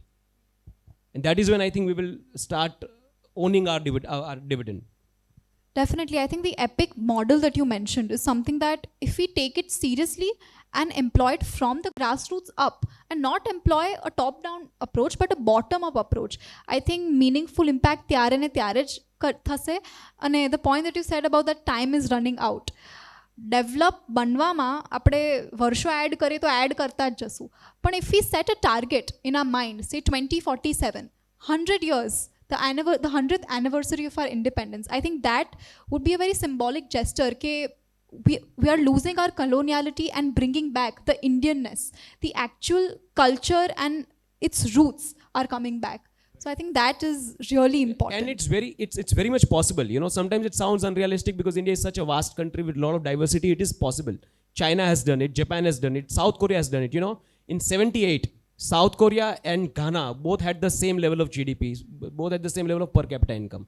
Right? Look at how South Korea progressed and what Ghana did. South Korea focused on ruthless meritocracy. Their educational institutions. They developed the Koreans first and then they developed the country. So I think that's where the focus should be. Definitely 100%. Yes, sir. Sometimes, even opportunity also comes. For example, South Korea. Before 3 days, their COPSI was down by 10%. 10%. The reason is that, they felt that, AI or IT bubble will burst. Okay. So that was one of the reason. And the point you were saying, about education, we don't have that robust education system that America has. I'll give you one example. UNESCO has conducted the biggest experiment in the world, and that experiment lasted for 35 years. And what they did, they had two groups. You being a student of research, you would understand and appreciate that. They took, 50 children from sub-Saharan Latin American country, where, children at the age group of 5, 50 children, they have picked up from Gandhi Gali Badnam Basti, and 25 were taken to America and they were given the best education. And 25 were kept in that Gandhi Gali Badnam Basti, as experimental. After 35 years, they realized that, those 25 who were living in those huts, they become drug addicts, they become drug peddlers, they become, criminals, they become, the best person was, a rickshawala, or most of them were languishing in jails. But those 25 who were given the best education that American president children were given, they were all, working as somebody was working as president or CEO of a company, or somebody had become a high court judge. And that when that experiment was written, Warren Buffett has written a preface of that book, and he said, look at the robust education system that America has, that, two dropouts of a university, one was Bill Gates and the other was Steve Jobs. One has formed, Microsoft, from whose window we are watching the whole world. And the other is, Apple. Okay, Steve Jobs. They both were dropout and still they could become the richest man of the world. So that is the beauty of education. But none of our bureaucrats, they are sending their children to that, Nagar Prathmik school or to government school. They all will send their children to best educational institutes outside India. Now, this is what, I am saying, that inequality is the biggest challenge. And another thing is, we all will speak good things about, 2047 Viksit Bharat. But what about, unemployment? We are talking that, India is blessed with demographic dividends and 35%, 65% people are below 35. But are we in a position to provide them adequate employment opportunities or not? That is the crux of the whole thing. He says that, startup, but startup has percolated down to those tribal areas. If it does not, then, you will again revisit the Naxalite issues. Naxalite issues came only because of joblessness. The growth should not be jobless growth, Growth should, we need to think of something, which can upgrade or upscale, skills of these young people. So dealing the degrees with, jobs, and True. Think that, catch them young. New education policy is doing wonderful. But as Chiranjeevi has said that, policy makers are doing wonderful things. They have a vision, they have a mission. But, when it is percolating down, in bureaucratic circles, there are wheels within wheels and, everything mojo is lost. So we all need, being a watchdog of the society, it is our duty that we say that a wrong is a wrong is a wrong and we need to do something. Right. Okay. Sir, I believe the biggest bottleneck that this country faces today is the bureaucracy. Right? The demographic dividend with opportunities and skills could be the greatest asset, but the same demographic, the same population without skills and opportunity could be disaster. And bureaucracy has all the ingredients to make it a disaster. I'm sorry to say that, but that's the reality. I think I would like to loop in Varun sir here, because without asking him this question, this panel would have just been incomplete. So I would like to So I would like to know your comment and your opinion on it. So recently, Justice Suryakant's remarks comparing sections of young people and the parts of media to cockroaches, giving rise to debate around CJP and protests and public activism. On the other hand, Gen Z is often criticized for being performative, for being disruptive or politically uninformed. And on the other, it is seen as the most connected and the most vocal and technologically empowered generation that India has ever seen. So I would like to ask you, where do you think the balance lies? How can young Indians use technology to voice their political opinions, challenge authority in the right way, and participate in public discourse respectfully, without allowing outrage to become outrage without allowing activism to be outrage for outrage's sake? What do you think? What's your say on this? It's a very interesting question. because I've been on the intersection of both policy and I'm an active political national office bearer, so I can give you a sort of a hybrid approach.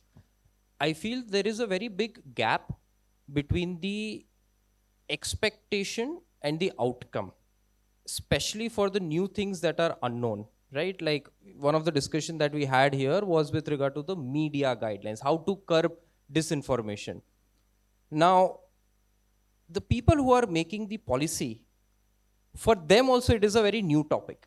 It's not that they are, some subject matter experts and they have been taught that, right? So every new thing that really comes, like let's say AI, right, that has come into play.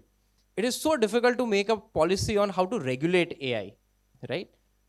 The reason why I'm saying this is because all of this challenges, it presents an opportunity to young people. Because young people, they understand new things much faster and in much more depth than the folks who are actually right now making the policy. It's a lived experience. Even right now, some of the work that we do, it is much easier for us to, and I consider myself very young, that's why I'm, speaking. Correct. So, for us, understanding LLMs, AI, how to have, guardrails, ring fences, it just comes naturally. But I know 20 years down the line, it will become very difficult when there are, much more things like, hybrid digital twins and what all, right? So I feel that this is the opportunity that young people need to take. I will give you my personal example, okay? 2010, I went to the college. I was a very hopeless, sort of a person with India itself, right? I had actually given up. Let me put it like that. I was thinking that, the country is not moving. There was a lot of corruption and, of course, bureaucracy, and I did not see any hope. My plan was very simple. 4 years engineering, 3 years work experience, go to the top MBA college, do the work that will match, whatever is required in terms of making a sparkling essay, and go to US and settle there. And then 2014 happened, and this is a very true, reflection that I'm sharing with you. And after 2014, I saw a lot of things coming into play. I saw a lot of things like, the startup, people focusing on sports infrastructure, young people getting opportunities. But as a representative of a political party, and this is the thing that I told to Raju, so I flew from Delhi today. I told that the reason why I'm coming here, of course it's my home city, but the thing that I'm most interested in is how to get young people into the political ecosystem of the country so that their voices are not only restricted to social media, but to the place where there is action, the place where they can actually make a difference. If you hear, again, I'm not endorsing, but if you hear the Honorable Prime Minister continuously, he keeps saying that he needs 1 lakh committed youth to come and join politics.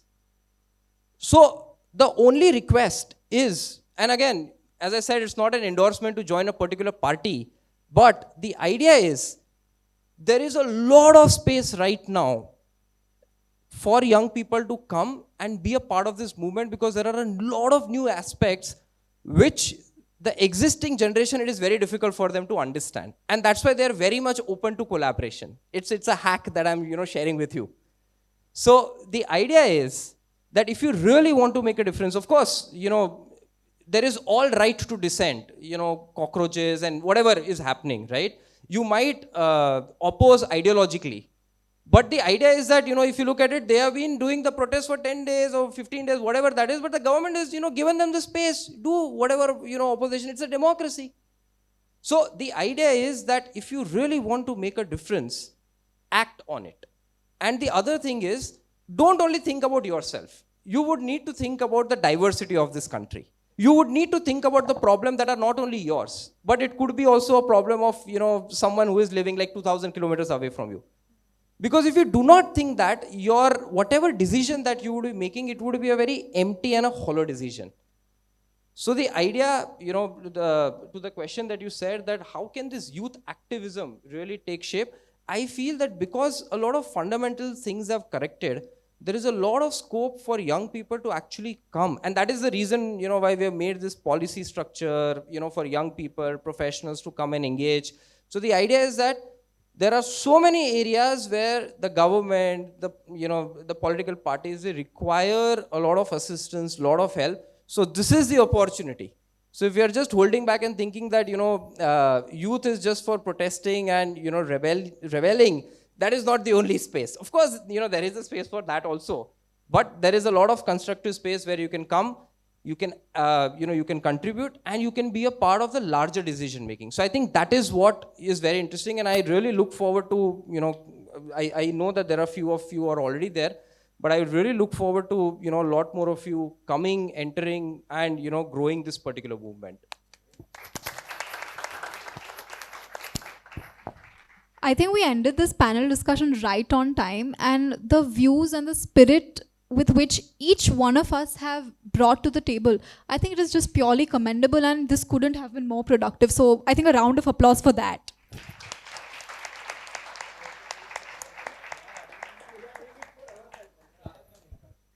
ના your last question what you ask Varun, મને એક લાઇનમાં એનું ખાલી સમઅપ કરું ને તો શું કરવું જોઈએ જેન્ઝીએ to bridge that gap?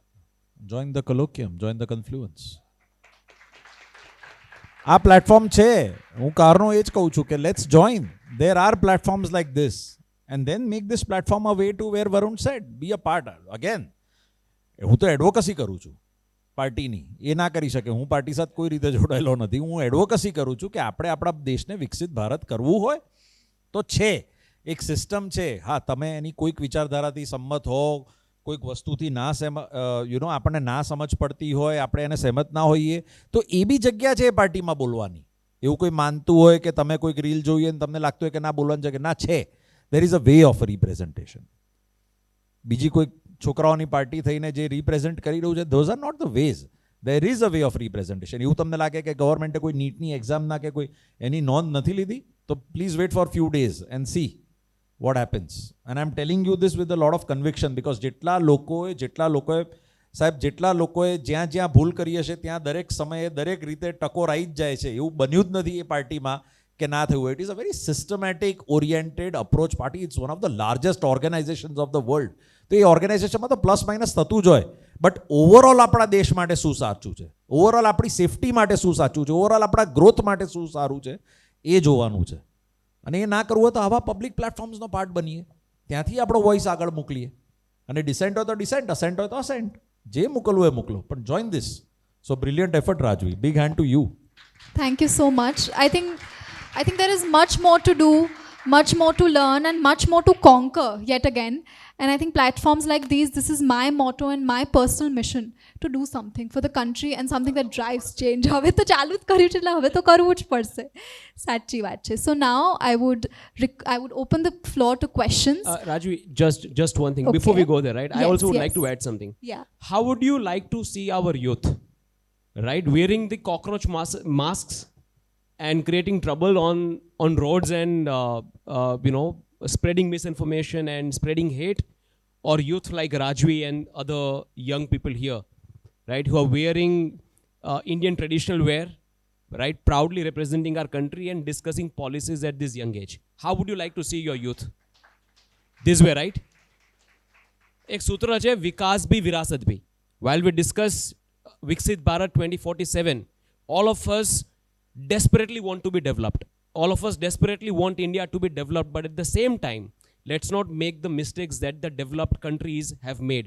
Trust me, the kind of social issues that they have, we don't want to have them. Right? And hence, Vikas bhi, Virasat bhi is important. And hence, it feels so good to see these young students wearing Indian traditional wear and somebody also in dhoti, right, while talking about policies and the future of India. It's commendable. This is the kind of youth that we want to see. Right. Not the one with masks of cockroaches. અને જે cockroach જનતા પાર્ટીની આખી વાત ચાલે છે ને, તમે પણ વાત કરી, is the anybody who knows the perfect context કે કયા કોન્ટેક્સ્ટમાં વાક્ય કહેવામાં આવ્યું હતું? મને ને તમને તો ખબર છે. Hey actually I am not here to defend chief justice of India, પણ એકચ્યુઅલી જે તમે શરૂઆતમાં કહ્યું ને કે પેલું 30 સેકન્ડનું એક સેન્ટેન્સ લઈ લીધું, એ 30 સેકન્ડનું સેન્ટેન્સ લઈ લીધું, and they said that the chief justice of India has said that cockroaches and they are behaving like cockroaches. He it was a classic case of misinformation કે ચીફ જસ્ટિસની જે આખી વાત હતી ને, તમે આખી વાત જો સાંભળો, હકીકત એ હતી કે સુપ્રીમ કોર્ટમાં one advocate came and he was behaving and he said કે મને સિનિયર એડવોકેટનો દરજ્જો આપી દો. હવે there are rules and regulation, બાર કાઉન્સિલના નિયમો છે, બાર કાઉન્સિલ ઓફ ઇન્ડિયાના, અને he was wasting the time of court અને he was ડુઈંગ એક્ટિવિઝમ. એટલે ચીફ જસ્ટિસે અકળાઈને તે વખતે કીધું કે ભાઈ આ જે અમુક નવરી પ્રજા છે એ આપણે પણ લૂઝ સ્ટોકમાં એવું કહેતા હોઈએ છીએ, એ સંદર્ભમાં એણે કહ્યું હતું. અને એ activism he was not talking about all the youth of this country. પણ જેમ તમે જુઓ કે પ્રાઇમ મિનિસ્ટરની ઇઝરાયલની સ્પીચ હતી, એમાં મધરલેન્ડ અને ફાધરલેન્ડની જે વાત કરી એ એક પર્ટિક્યુલર સેન્ટેન્સ લઈ લીધું, આખો પર્સ્પેક્ટિવ ના લીધો, આખો કોન્ટેક્સ્ટ ના લીધો. એટલે you are not taking things in context. અને 30 સેકન્ડ જે છે એનું અટેન્શન સ્પાન જે છે, unfortunately if your attention span is very very less like 30 second, તો પછી તમારું જજમેન્ટ પણ છે ને, you are going to give a very snap judgement. તો જજમેન્ટ પણ ખોટું જ આવે, કારણ કે તમે એ 30 સેકન્ડનું વાક્ય જ પકડો છો. That is the root cause of the whole misinformation, disinformation, mal information, and which is what giving birth to this cockroach Janata party. And I appreciate કે સરકારે છે ને એને કહ્યું કે જાઓ જઈને પ્રદર્શન કરો. It fizzled out. It fizzled out because they had another agenda. હા, એટલે જ કહું છું, કન્ટેન્ટ હોત તો ચાલત, નહોતું એટલા માટે ના ચાલ્યું. ઓકે, જય સરે ખૂબ જ સાચી વાત કીધી. વિકાસ બી અને વિરાસત બી, એ જ શાનથી હવે આગળ we're opening the floor to questions for the vibrant youth of the nation. Yes.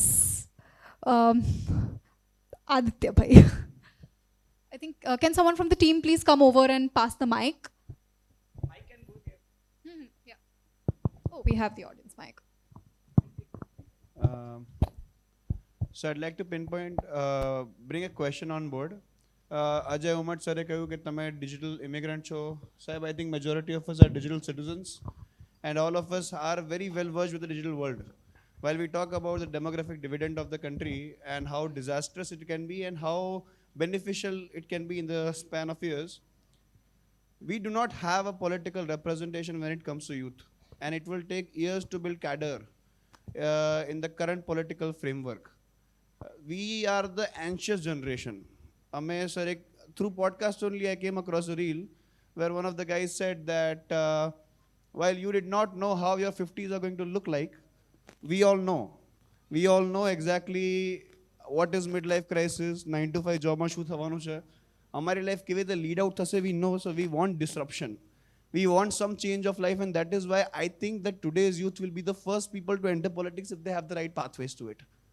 Rajvi can be a wonderful leader if she has the space for it. What are those defined spaces? Because ideologically connecting and then moving through that process is something that I don't think today's youth want to work on. We want political representation where a youth is standing talking about the points while us being able to converge in a confluence. Thank you so much, sir. Just to, Varun, you can then formally take it over with the structure. But Aditya, very, very, very nicely said. But see the confluence, like when I said that one line answer, the confluence, this is the step. You're not converging here or you're not being binded here. I step che. Jyathi first you will come out being a part of what your views are. How you want that 50 year of India, how do you want the Viksit Bharat to be like? How do you want the journey from $13,000 per capita income to go through $43,000? Per capita income. That's when you become developed. This is the gap that India has right now, 13,000 to 43,000. What is the HDI, where we were? Ease of doing business from 142 to 64. But from 64 to 3, with the being largest economy, 5 to 3 થવું હોય, તો પછી same way આપણે ease of doing businessમાં બી આગળ આવવું પડશે. આપણા જે ટાર્ગેટ્સ છે, ડિજિટલ ઇન્ડિયા બનાવવું છે, મેક ઇન ઇન્ડિયા, આત્મનિર્ભર ઇન્ડિયા, બધાનું ફાઇનલ રિઝલ્ટ તો એ જ છે, વિકસિત ભારત. તો વિકસિત ભારતની જે આ જર્ની છે એમાં તમારે ભાગ લેવો હોય અને પોલિટિકલ સિસ્ટમમાં આવીને એમાં તમારે રિયલ ચેન્જ મેકર થવું હોય તો પહેલાં સ્ટાર્ટ તો કોઈક એક જગ્યાએથી કરવું પડશે. ત્યાં તમારા વ્હાઇટ પેપર બનાવો. એટલે જ મેં કીધું કે આજે આપણે આ રૂમમાં આવીએ છીએ તો બધા, not just the new generation coming in, this is not about you, this room is not about just you people. There are equal stakeholders who for the next 30 years also will be holding your hand and supporting you when you go out there. એ લોકો બી એ જ સપોર્ટમાં હશે ને, તમને જોઈશે તો ખરા ને આગળ જશો તો અમારા લોકોનો સપોર્ટ કોઈક બી રીતે. તો એ સપોર્ટ લેવા માટે તમારે લોકોએ એક એવો અવાજ ક્રિએટ કરવો પડશે through such platforms that people like Varun Javeri then start getting you noticed. Then they ask you, okay, there is a platform where you go and apply for your membership. Join the movements that are happening at Yuva Morcha, join the movements that are happening at various levels. There are platforms.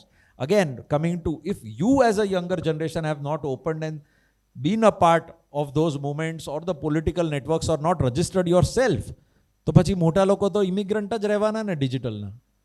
આપણી સામે છે skill India universities, લોકોની કેટલી skill ઇન્ડિયામાં અત્યારે universities થઈ રહી છે, સ્કિલના પ્રોગ્રામ્સ થઈ રહ્યા છે, વર્કશોપ્સ થઈ રહ્યા છે, PM જય વિકાસ યોજના એન્ડ ઓલ ધીસ પ્લેટફોર્મ સાહેબ ક્રિએટ થઈ ગયા છે, એમાં સીટો ભરાતી નથી અને આ બાજુ એને એમ્પ્લોયમેન્ટની વાતો કરવી છે.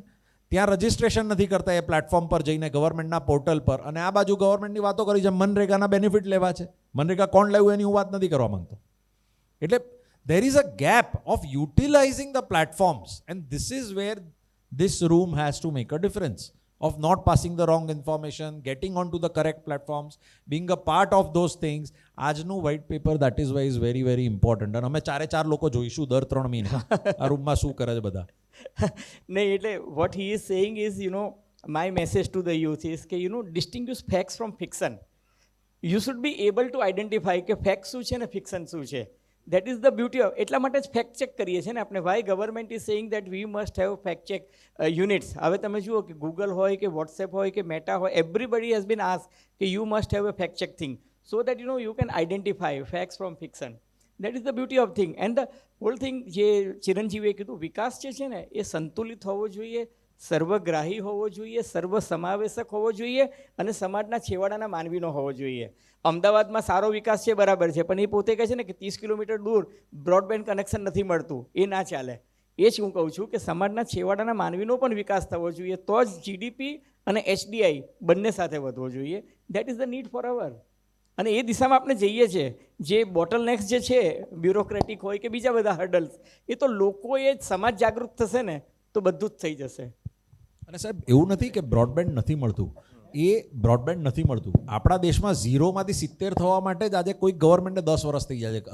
આપણો દેશ જ એટલો મોટો છે, એટલા બધા લોકો છે, 140 કરોડ લોકો છે. હવે એરપોર્ટ નહોતા એમાંથી આપણે આ 100 એરપોર્ટે પહોંચી ગયા. કેટલા હાઈવે હતા, અત્યારે આપણે દરરોજના 14 થી 18 કિલોમીટર હાઈવે બનાવી રહ્યા છે. એટલે એ space has gone very good. I mean 38 kilometers, sir, right? So maybe from 14 to 38. So that speed is insane. But the problem is that we still have a lot to cover.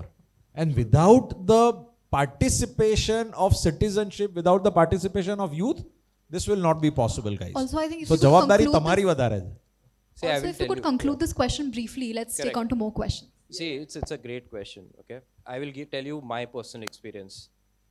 Politics and politicians are a reflection of the way society is. They are not coming from outside the society. They are a part of the society itself. I joined the party after doing my MBA from IIM Ahmedabad. So there is no particular benchmark. And let me tell you that politics is not like a job. Okay, you will start as an associate, then become a manager, you become a senior manager. It's not like that. It is a journey in itself where the maximum thing that you will do is find yourself. And you also need to figure out what do you stand for. I will just give you one simple example. My party senior is sitting here, Pradeep Si sir. He has been Home Minister for n number of years. But he has that humility to listen very calmly because he has developed that patience. So when you join politics, now you can't think as a sprint. Okay, if I took my 10 ideas, nothing got implemented, or it's a journey. And you have to remain calm because it's a journey of a lot of long number of years. And you have to align yourself with a larger sort of a way the politics is set up. If you get into that, if you have ideas, if you are patient enough, after 5.5 years today, I can tell you a lot of my ideas get implemented. I'm very happy about that. I find a sense of purpose.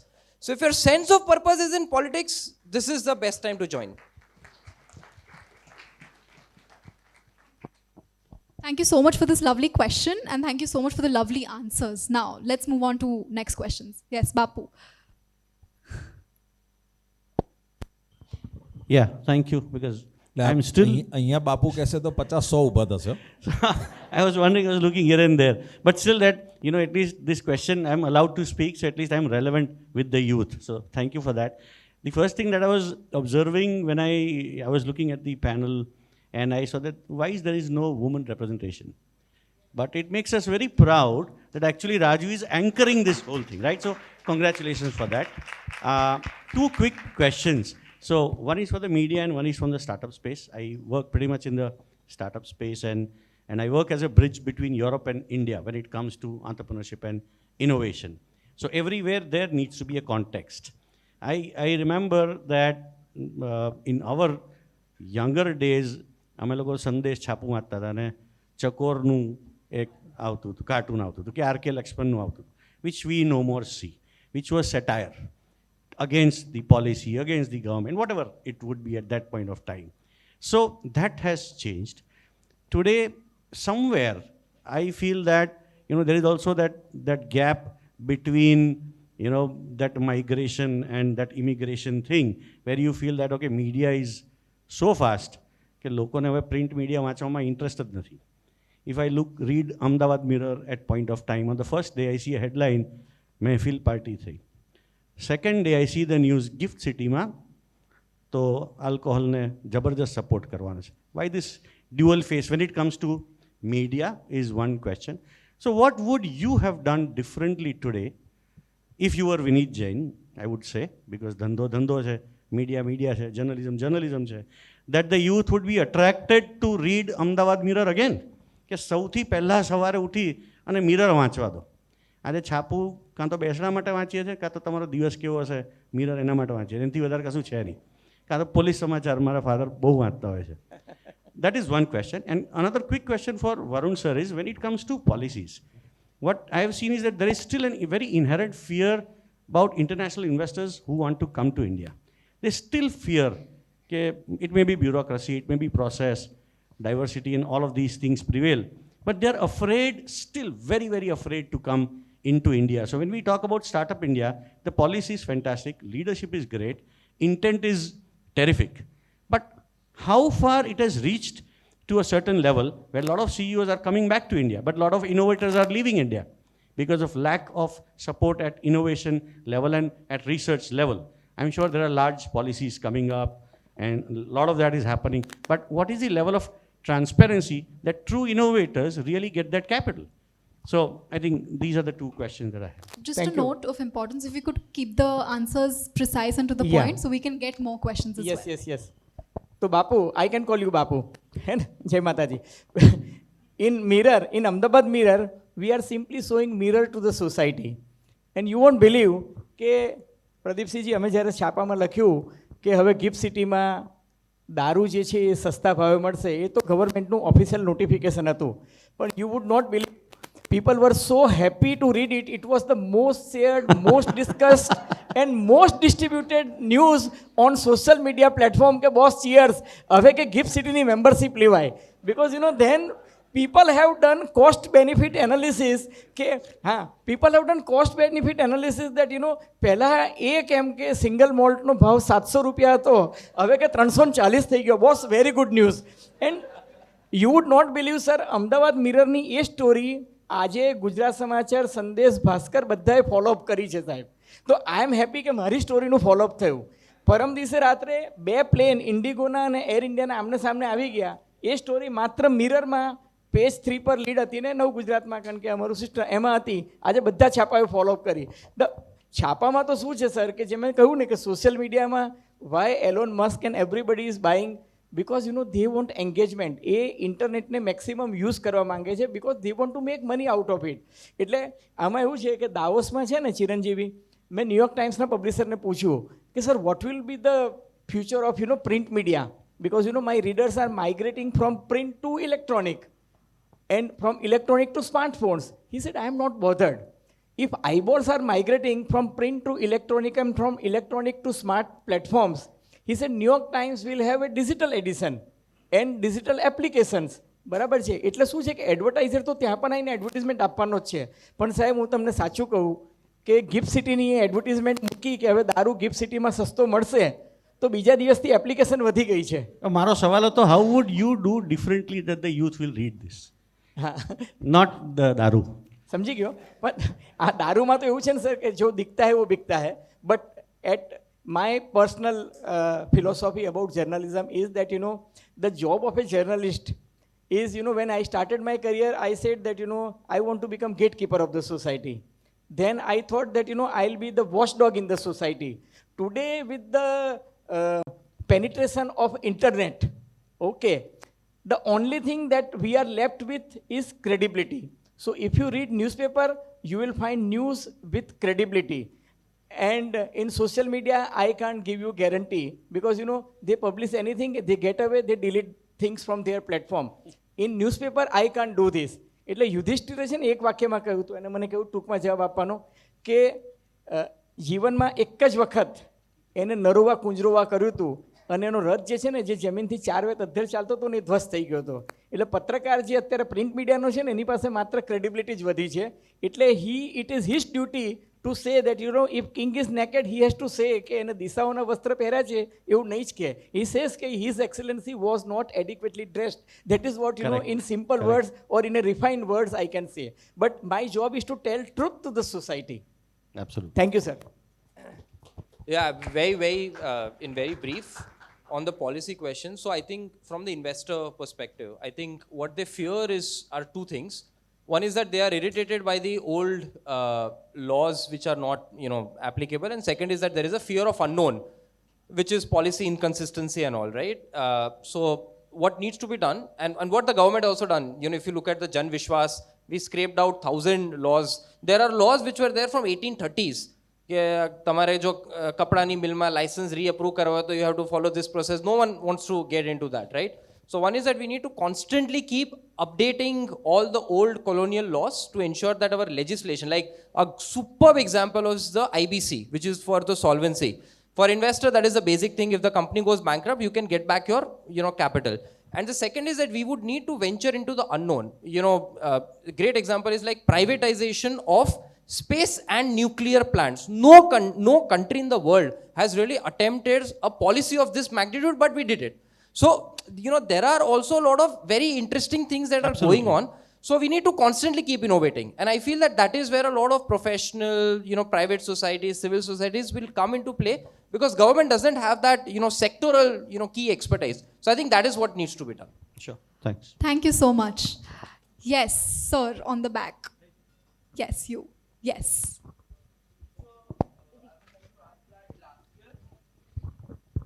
Hello. So last year, social media was banned in Australia, and recently even the United Kingdom that they will be banning social media for everybody below the age of 16. You mentioned that media is a pillar of society now, and considering the skeptical views of social media among elders in India, do you believe that the government should follow the steps of the other countries and ban social media for youngsters also, or should they go away from the pattern, and why do you think they shouldn't ban it? It's for any of the panelists that can answer it. It is need of the hour that, this social media platform should be banned, if not if not under 16, at least under 14. Because, that exposure, her concern was that, what about critical thinking? If, at the age of 5 or 7, if you start using, using ChatGPT for doing homework, it will not develop your critical thinking. So I think for children, for developing their critical thinking, they should not be allowed to use social media platforms, particularly this artificial intelligence and other things. It would kill your thinking process. And that is the reason I strongly believe, and I think state of Karnataka has started initiative in that direction, and other states also may follow. I strongly believe that, it should be done. It is need of the hour. But sir, again, at least it should be regulated. Sir એટલે slight contradiction. અમારી બી જવાબદારી, આપણા બધાની બી જવાબદારી at parents also, that increases.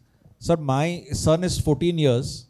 He now got an access to social media, but છેલ્લા 3 વર્ષથી he has an account of social media where એ ખાલી વિડીયોઝ રેકોર્ડ કરે છે એના ફોનમાં. એટલે અમે લોકો એની વિડીયોઝ રેકોર્ડ કરીએ છીએ અને એના અકાઉન્ટ પર મૂકીએ છીએ. હવે એ videos are on tech, their videos are on information, their videos are on a country or wherever he visits.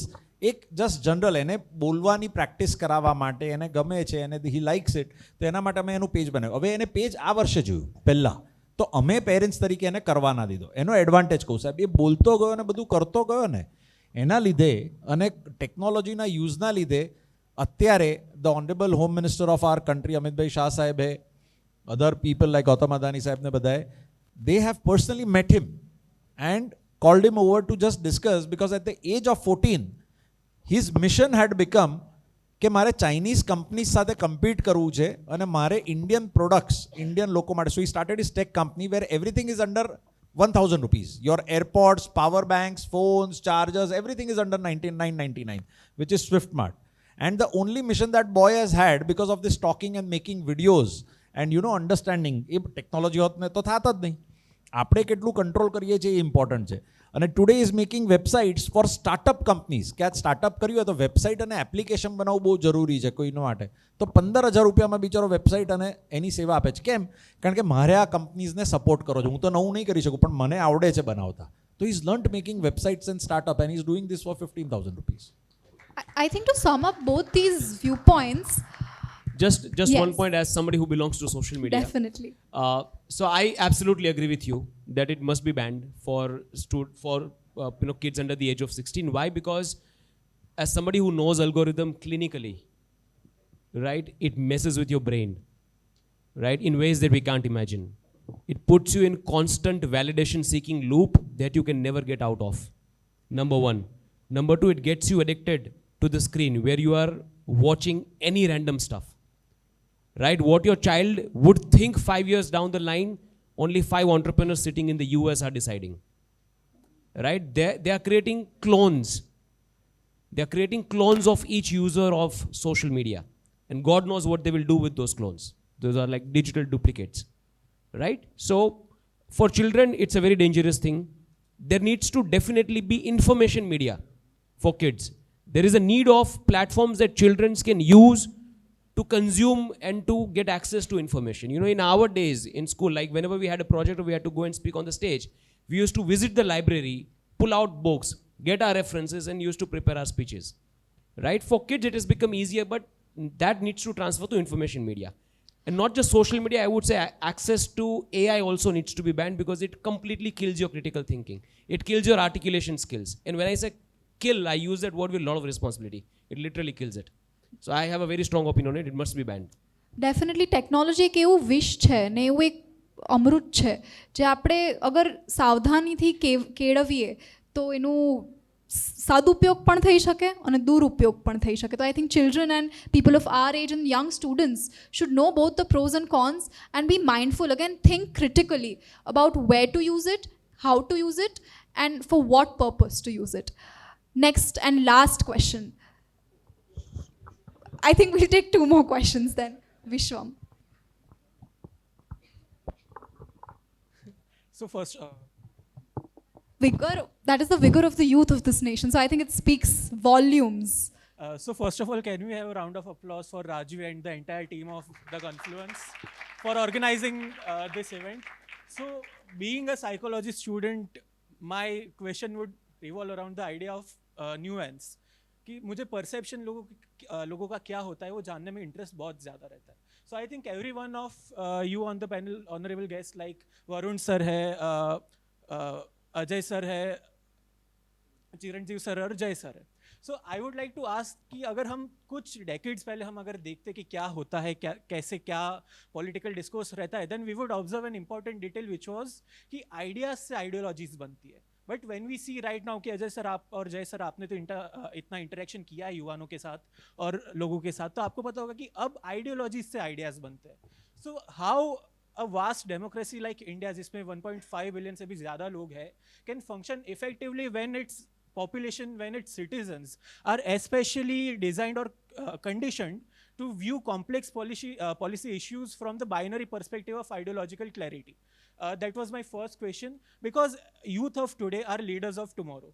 So I would end with this कि अगर आज के यूथ का पॉलिसी का जो आउटलुक है, उनका जो पर्सपेक्टिव है, वही पॉलिटिकली मोटिवेटेड या आइडियोलॉजिकली स्क्यूड होगा, तो फ्यूचर में जब वो लीडर बनेंगे और जब वो पॉलिसी मेक करेंगे तो वो एक हर्डल रूप भी बन सकता है when we reach the 100th anniversary of our independence. So how can we tackle that? I'll keep a very, very brief answer to this. I have a lot more confidence than that on our youth, that they will not look at things from a binary lens. Once they grow and evolve and consume more information, get access to more perspectives and insights, I think they will figure out what is the best for them and for the country. So I have a lot of confidence in today's youth that they are smart enough to understand and decode what is what.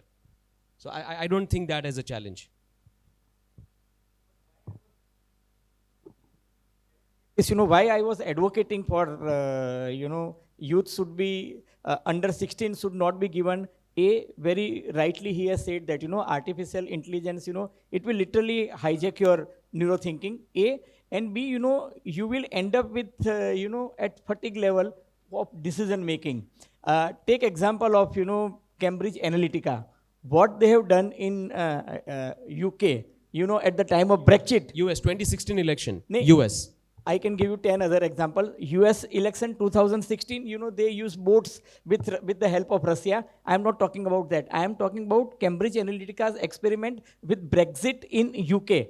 They wanted Britain to exit out of European Union, and they use this technique by creating, I'll use a very strong word coined by Noam Chomsky, one of the finest thinker of this world. He said that manufacturing consent in society in such a way that, do micro-targeting of youth. And that is what they did. They curated data from Facebook, YouTube, and WhatsApp, and, targeted only youth. And because of that referendum took place in UK, it was not the University of Cambridge or, Oxford people. They have taken decision. The decision was taken by referendum.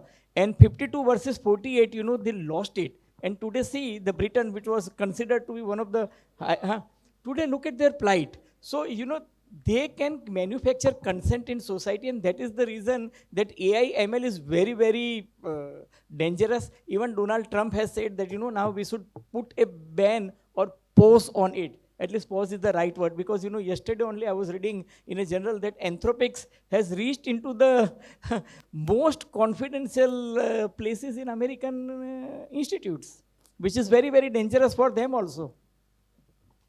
Thank you. It's a very in-depth, but let me just, try putting it in 2 lines. One, ideology will always stay intact. Ideas will always evolve. At a fundamental level, ideology is values. We still seek values and ideology from Prabhu Ram in Ramayana and from Mahabharata. The ideas about how the situations will keep evolving. So even in political journey, find your ideological compass of yourself and the movement that you want to join. If there is no ideology, it is just a hollow blank slate. So that is how you need to find it. Thank you so much. So let's do one thing. We cannot extend the time more than 5 minutes. Your question should be of 1 line, straight, and the answers can take 3-4 lines max, point to point. 1 line. 1 line question, 1 line answer. You have the mic, yes. I want to apologize beforehand. It's definitely not going to be a one-liner. Hi.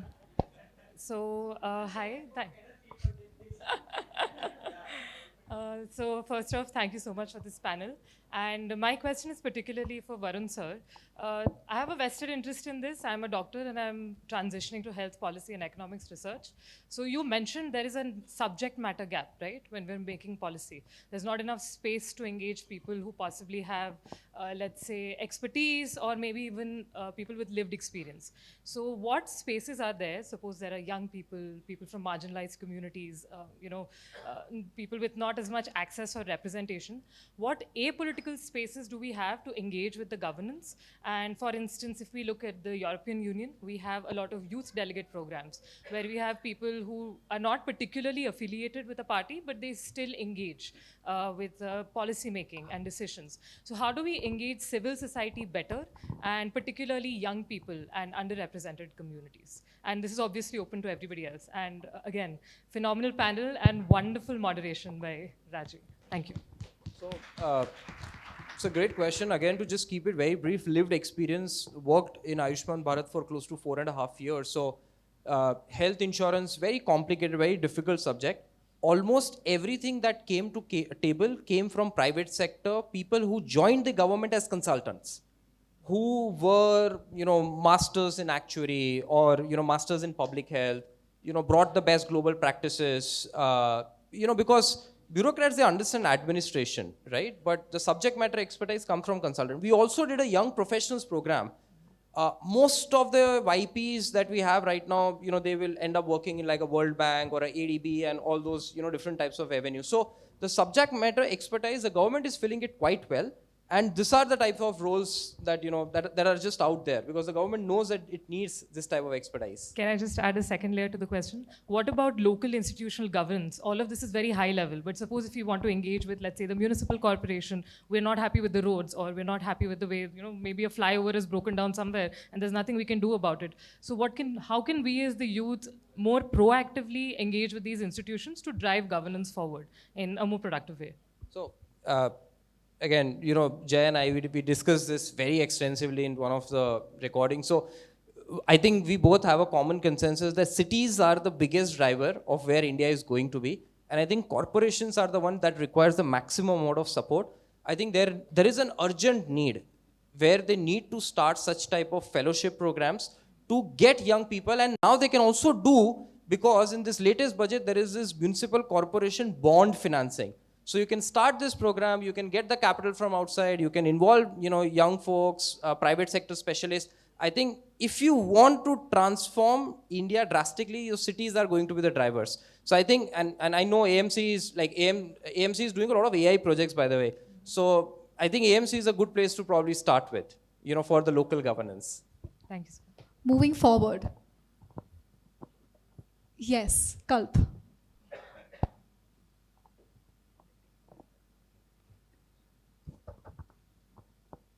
I'll just end it quick. In India, there are a lot of professions which are very much respected.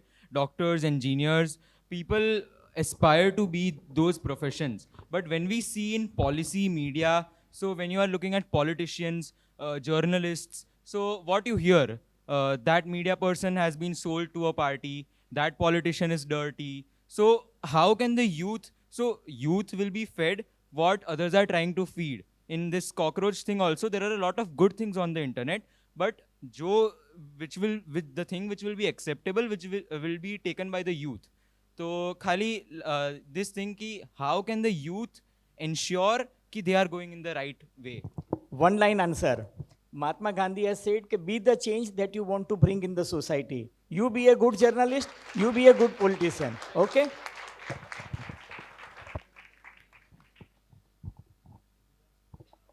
The one at the right back. Yes, you. I think they've stayed so long, I think they deserve to ask a question. So thank you again. It has been a very great evening and we have got a lot of answers to the questions we have been thinking. But something that I have been wanting to ask is that even though the government is executing on a lot of important policies, one thing that all of us almost experience and we think and we are told every day is that the government is not very approachable. કે જો તને licence જોઈએ તો તારે 5 થી 6 ધક્કા તો ખાવા જ પડશે. So this is one problem that has been plaguing all of us. So how can this be solved and to make the government more approachable in terms of approaching for problems that people want to be solved? આખા કોન્ફ્લુઅન્સનું બેટા તે જે સવાલ પૂછ્યો ને તું તે જે બોલ્યું ને એમાં જવાબ આવી ગયો બધાનો મીડિયાથી લઈને પહેલેથી લઈને છેલ્લા ક્વેશ્ચન જે હું કહેવા માંગુ છું. We have been told. Have you tried going on a government platform or a portal, writing about it, applying for something and 6 ધક્કા ખાવા પડ્યા? હા એટલે શેમાં? મેં જ્યારે લાયસન્સની એપ્લિકેશન કરી છે તો મારી પોતાની જોડે એ થયું છે. શેમાં? કે for applying for license, first of all, the website is not very informative. It takes a lot of time to process the information and it is very ambiguous. RTO ની વાત કરે છે. And then you also need to go to the RTO. Even then there it takes a lot of time. Almost. બેટા ગાડી drive તો કરવી જ પડશે ને લાયસન્સ પહેલા મળી જતું હતું. હવે એવું છે કે આપણે ટેસ્ટ આપવો જ પડે છે. એમાં નથી ચાલતું કોઈનું. But still RTO માં પ્રોબ્લેમ છે હું પણ માનું છું અને we also write frequently about So I would say એમાં કોઈ છુપાવવા જેવું છે જ નહીં. મજાની વાત એ છે કે મોસ્ટ ઓફ ધ ટાઈમ એનું સર્વર ડાઉન હોય છે. બરાબર ને? Bureaucracy and subject matter experts. Thank you Bureaucracy so much. needs to be more efficient. So barring this is wasting time of citizens, right? Exactly. And it's a criminal thing, right? They feel that we have endless time. So I think that needs to change and right subject. So there needs to be somebody in the department who understands UI, who understands UX, who understands servers, right? And I'm sure there's nobody who understands all of this in that department. પણ દોસ્ત So હું that તમને needs to change. કહું એક second જય Let's બારિંગ RTO હું તમને કહું કે અત્યારે મ્યુનિસિપલ કોર્પોરેશનમાં તમે જાઓ તો જન્મનો દાખલો મરણ everything you can get on website એ બહુ સારું થઈ ગયું છે ઇવન હું તમને કહું રેવન્યુ ડિપાર્ટમેન્ટમાં હું જ્યારે ક્રિટિસાઇઝ કરું તો મને સાચું હોય એ કહેવાનો પણ અધિકાર છે આરટીઓમાં પ્રોબ્લેમ છે પણ તમે રેવન્યુ ડિપાર્ટમેન્ટમાં જાઓ 7/12નો ઉતારો પહેલા નહોતું એટલી એના માટે અલગ પેનલ ટોક છે આખી આના માટે અલગ પેનલ ટોક છે એના મળી જાય છે Confluence next પોઝિટિવ edition. છે પોઝિટિવ છે One small thing. I will just tell one small this thing because this websites and design, we need to understand that this website, whichever is there, why are government websites basic? Think about that. Why are the government websites basic? Because not only us who are very, internet savvy, but there are also people who do not know only how to navigate. That is the reason why their websites are very basic. But should it function absolutely properly? 100% yes. There is no doubt only, right? But the way to think about this is that what used to happen before 5 years? Are we in a better position? A lot of times the thing is that, we have a expectation that the same level of experience for which you are paying to the private sector, the government will deliver the same thing, but there are a lot of constraints. And I'm just telling you as a realistic thing. But what you said is right that, there needs to be more and more ease of governance. So we need to keep on striving and working for that. And that itself is an opportunity. Guys, a question, because we have so many youngsters. Has anyone opened the Gujarat state ની જે admission website છે જીકાસ જેને કહે છે આ વર્ષે કોઈ ખોલી છે? કોણે ખોલી છે? હમણાં રિસેન્ટલી ખોલી છે?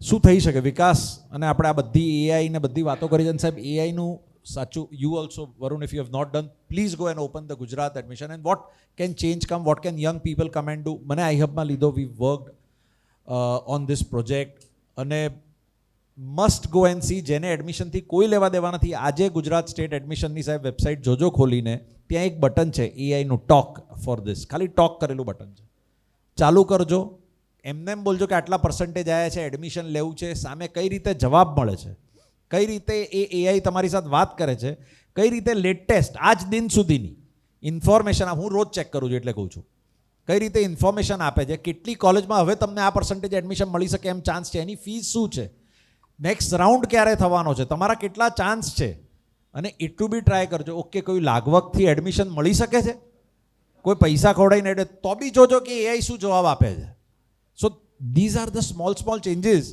that are coming in and these are the public private partnership changes also coming in because we involved as the education department a brilliant billion-dollar company from Gujarat જે is like unicorn from Gujarat જેને આપણે લાયા એને આખું કરવા દીધું education department and they have come out with a model which is brilliant and I'm proud that we have incubated that at GSEC iHub. એમાં તો મુકેશ કુમારની હાજરીમાં એક જણાએ સવાલ પૂછ્યો કે જો સીએમ ની ઓળખાણ હોય તો મને આ કોલેજમાં એડમિશન મળે હું હતો એમાં કીધું હા એ કે સીએમ કેમ તોય ના મળે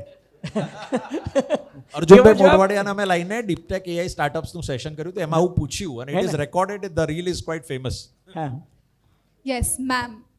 Right back, yes. And this will be the last question. Samayni Maryada Rakhine. We've exceeded 15. But yes.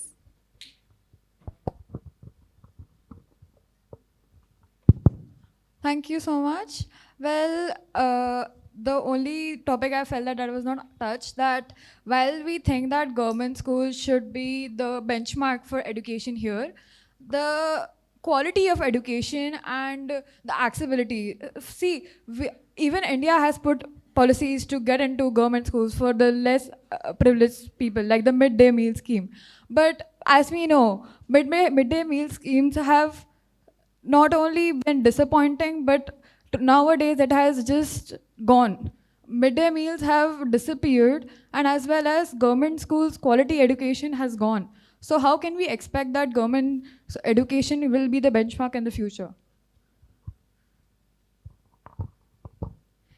Varun sir and it does need a lot of change. There is no way that I have said in any of the things that my personal opinion ke bhai change nathi aayo. Aayo che shu is very, very important and there is a lot of space yet we need to cover. I have heard this, I mean, at various platforms regarding midday meal. I think the government should take a serious note, because this is a repeated thing I have been hearing also. So ground level realities actually need to be checked. I completely agree, because repeatedly I've been hearing this at various platforms regarding. And yes, as far as government schools are concerned, no matter what we have to do it. They have to be accessible. If there are private schools which are getting platforms, there are private schools. I'm very, very involved with the schooling and the education department also. As many private schools we are making, it is very, very important to make sure that the right kind of experts, the right kind of industry partners, the right kind of CSR money, the right kind of public-private partnership of corporates who really want to contribute have to earn.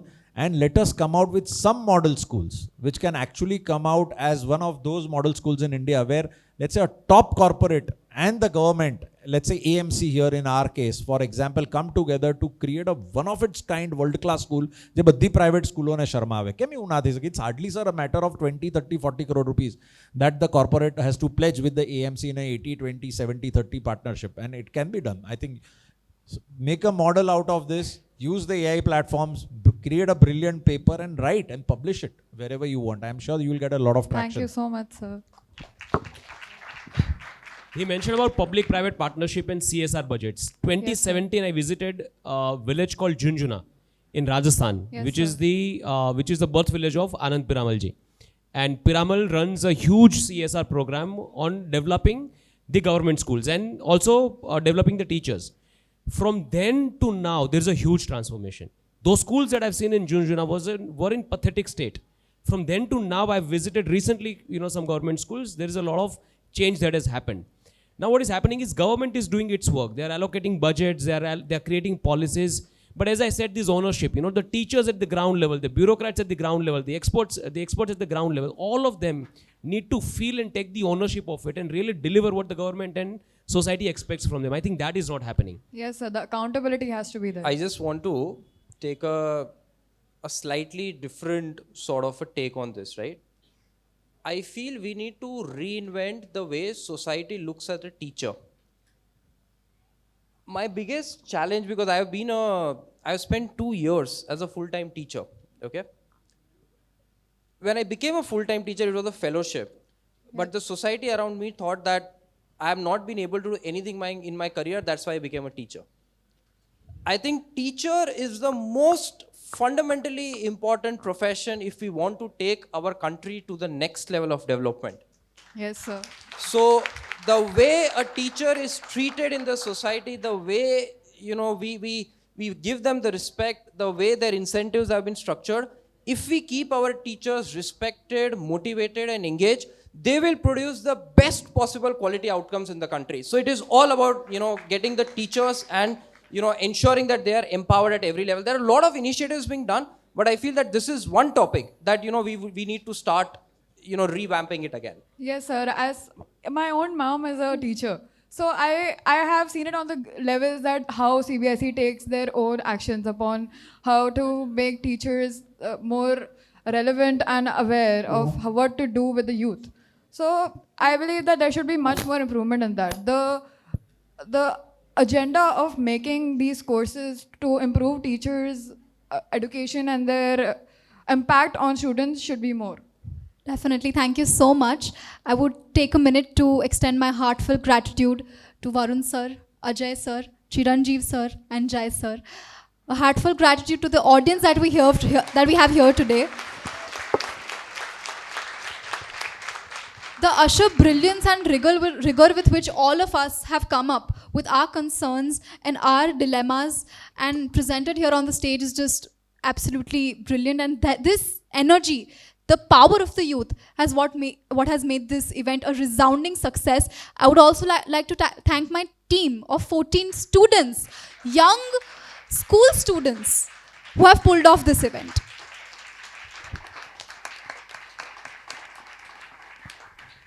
You have, each one of you, my team, you have truly taken this event to another level. We have started up at a notch and we will kick it up another notch in the next edition. Thank you so much.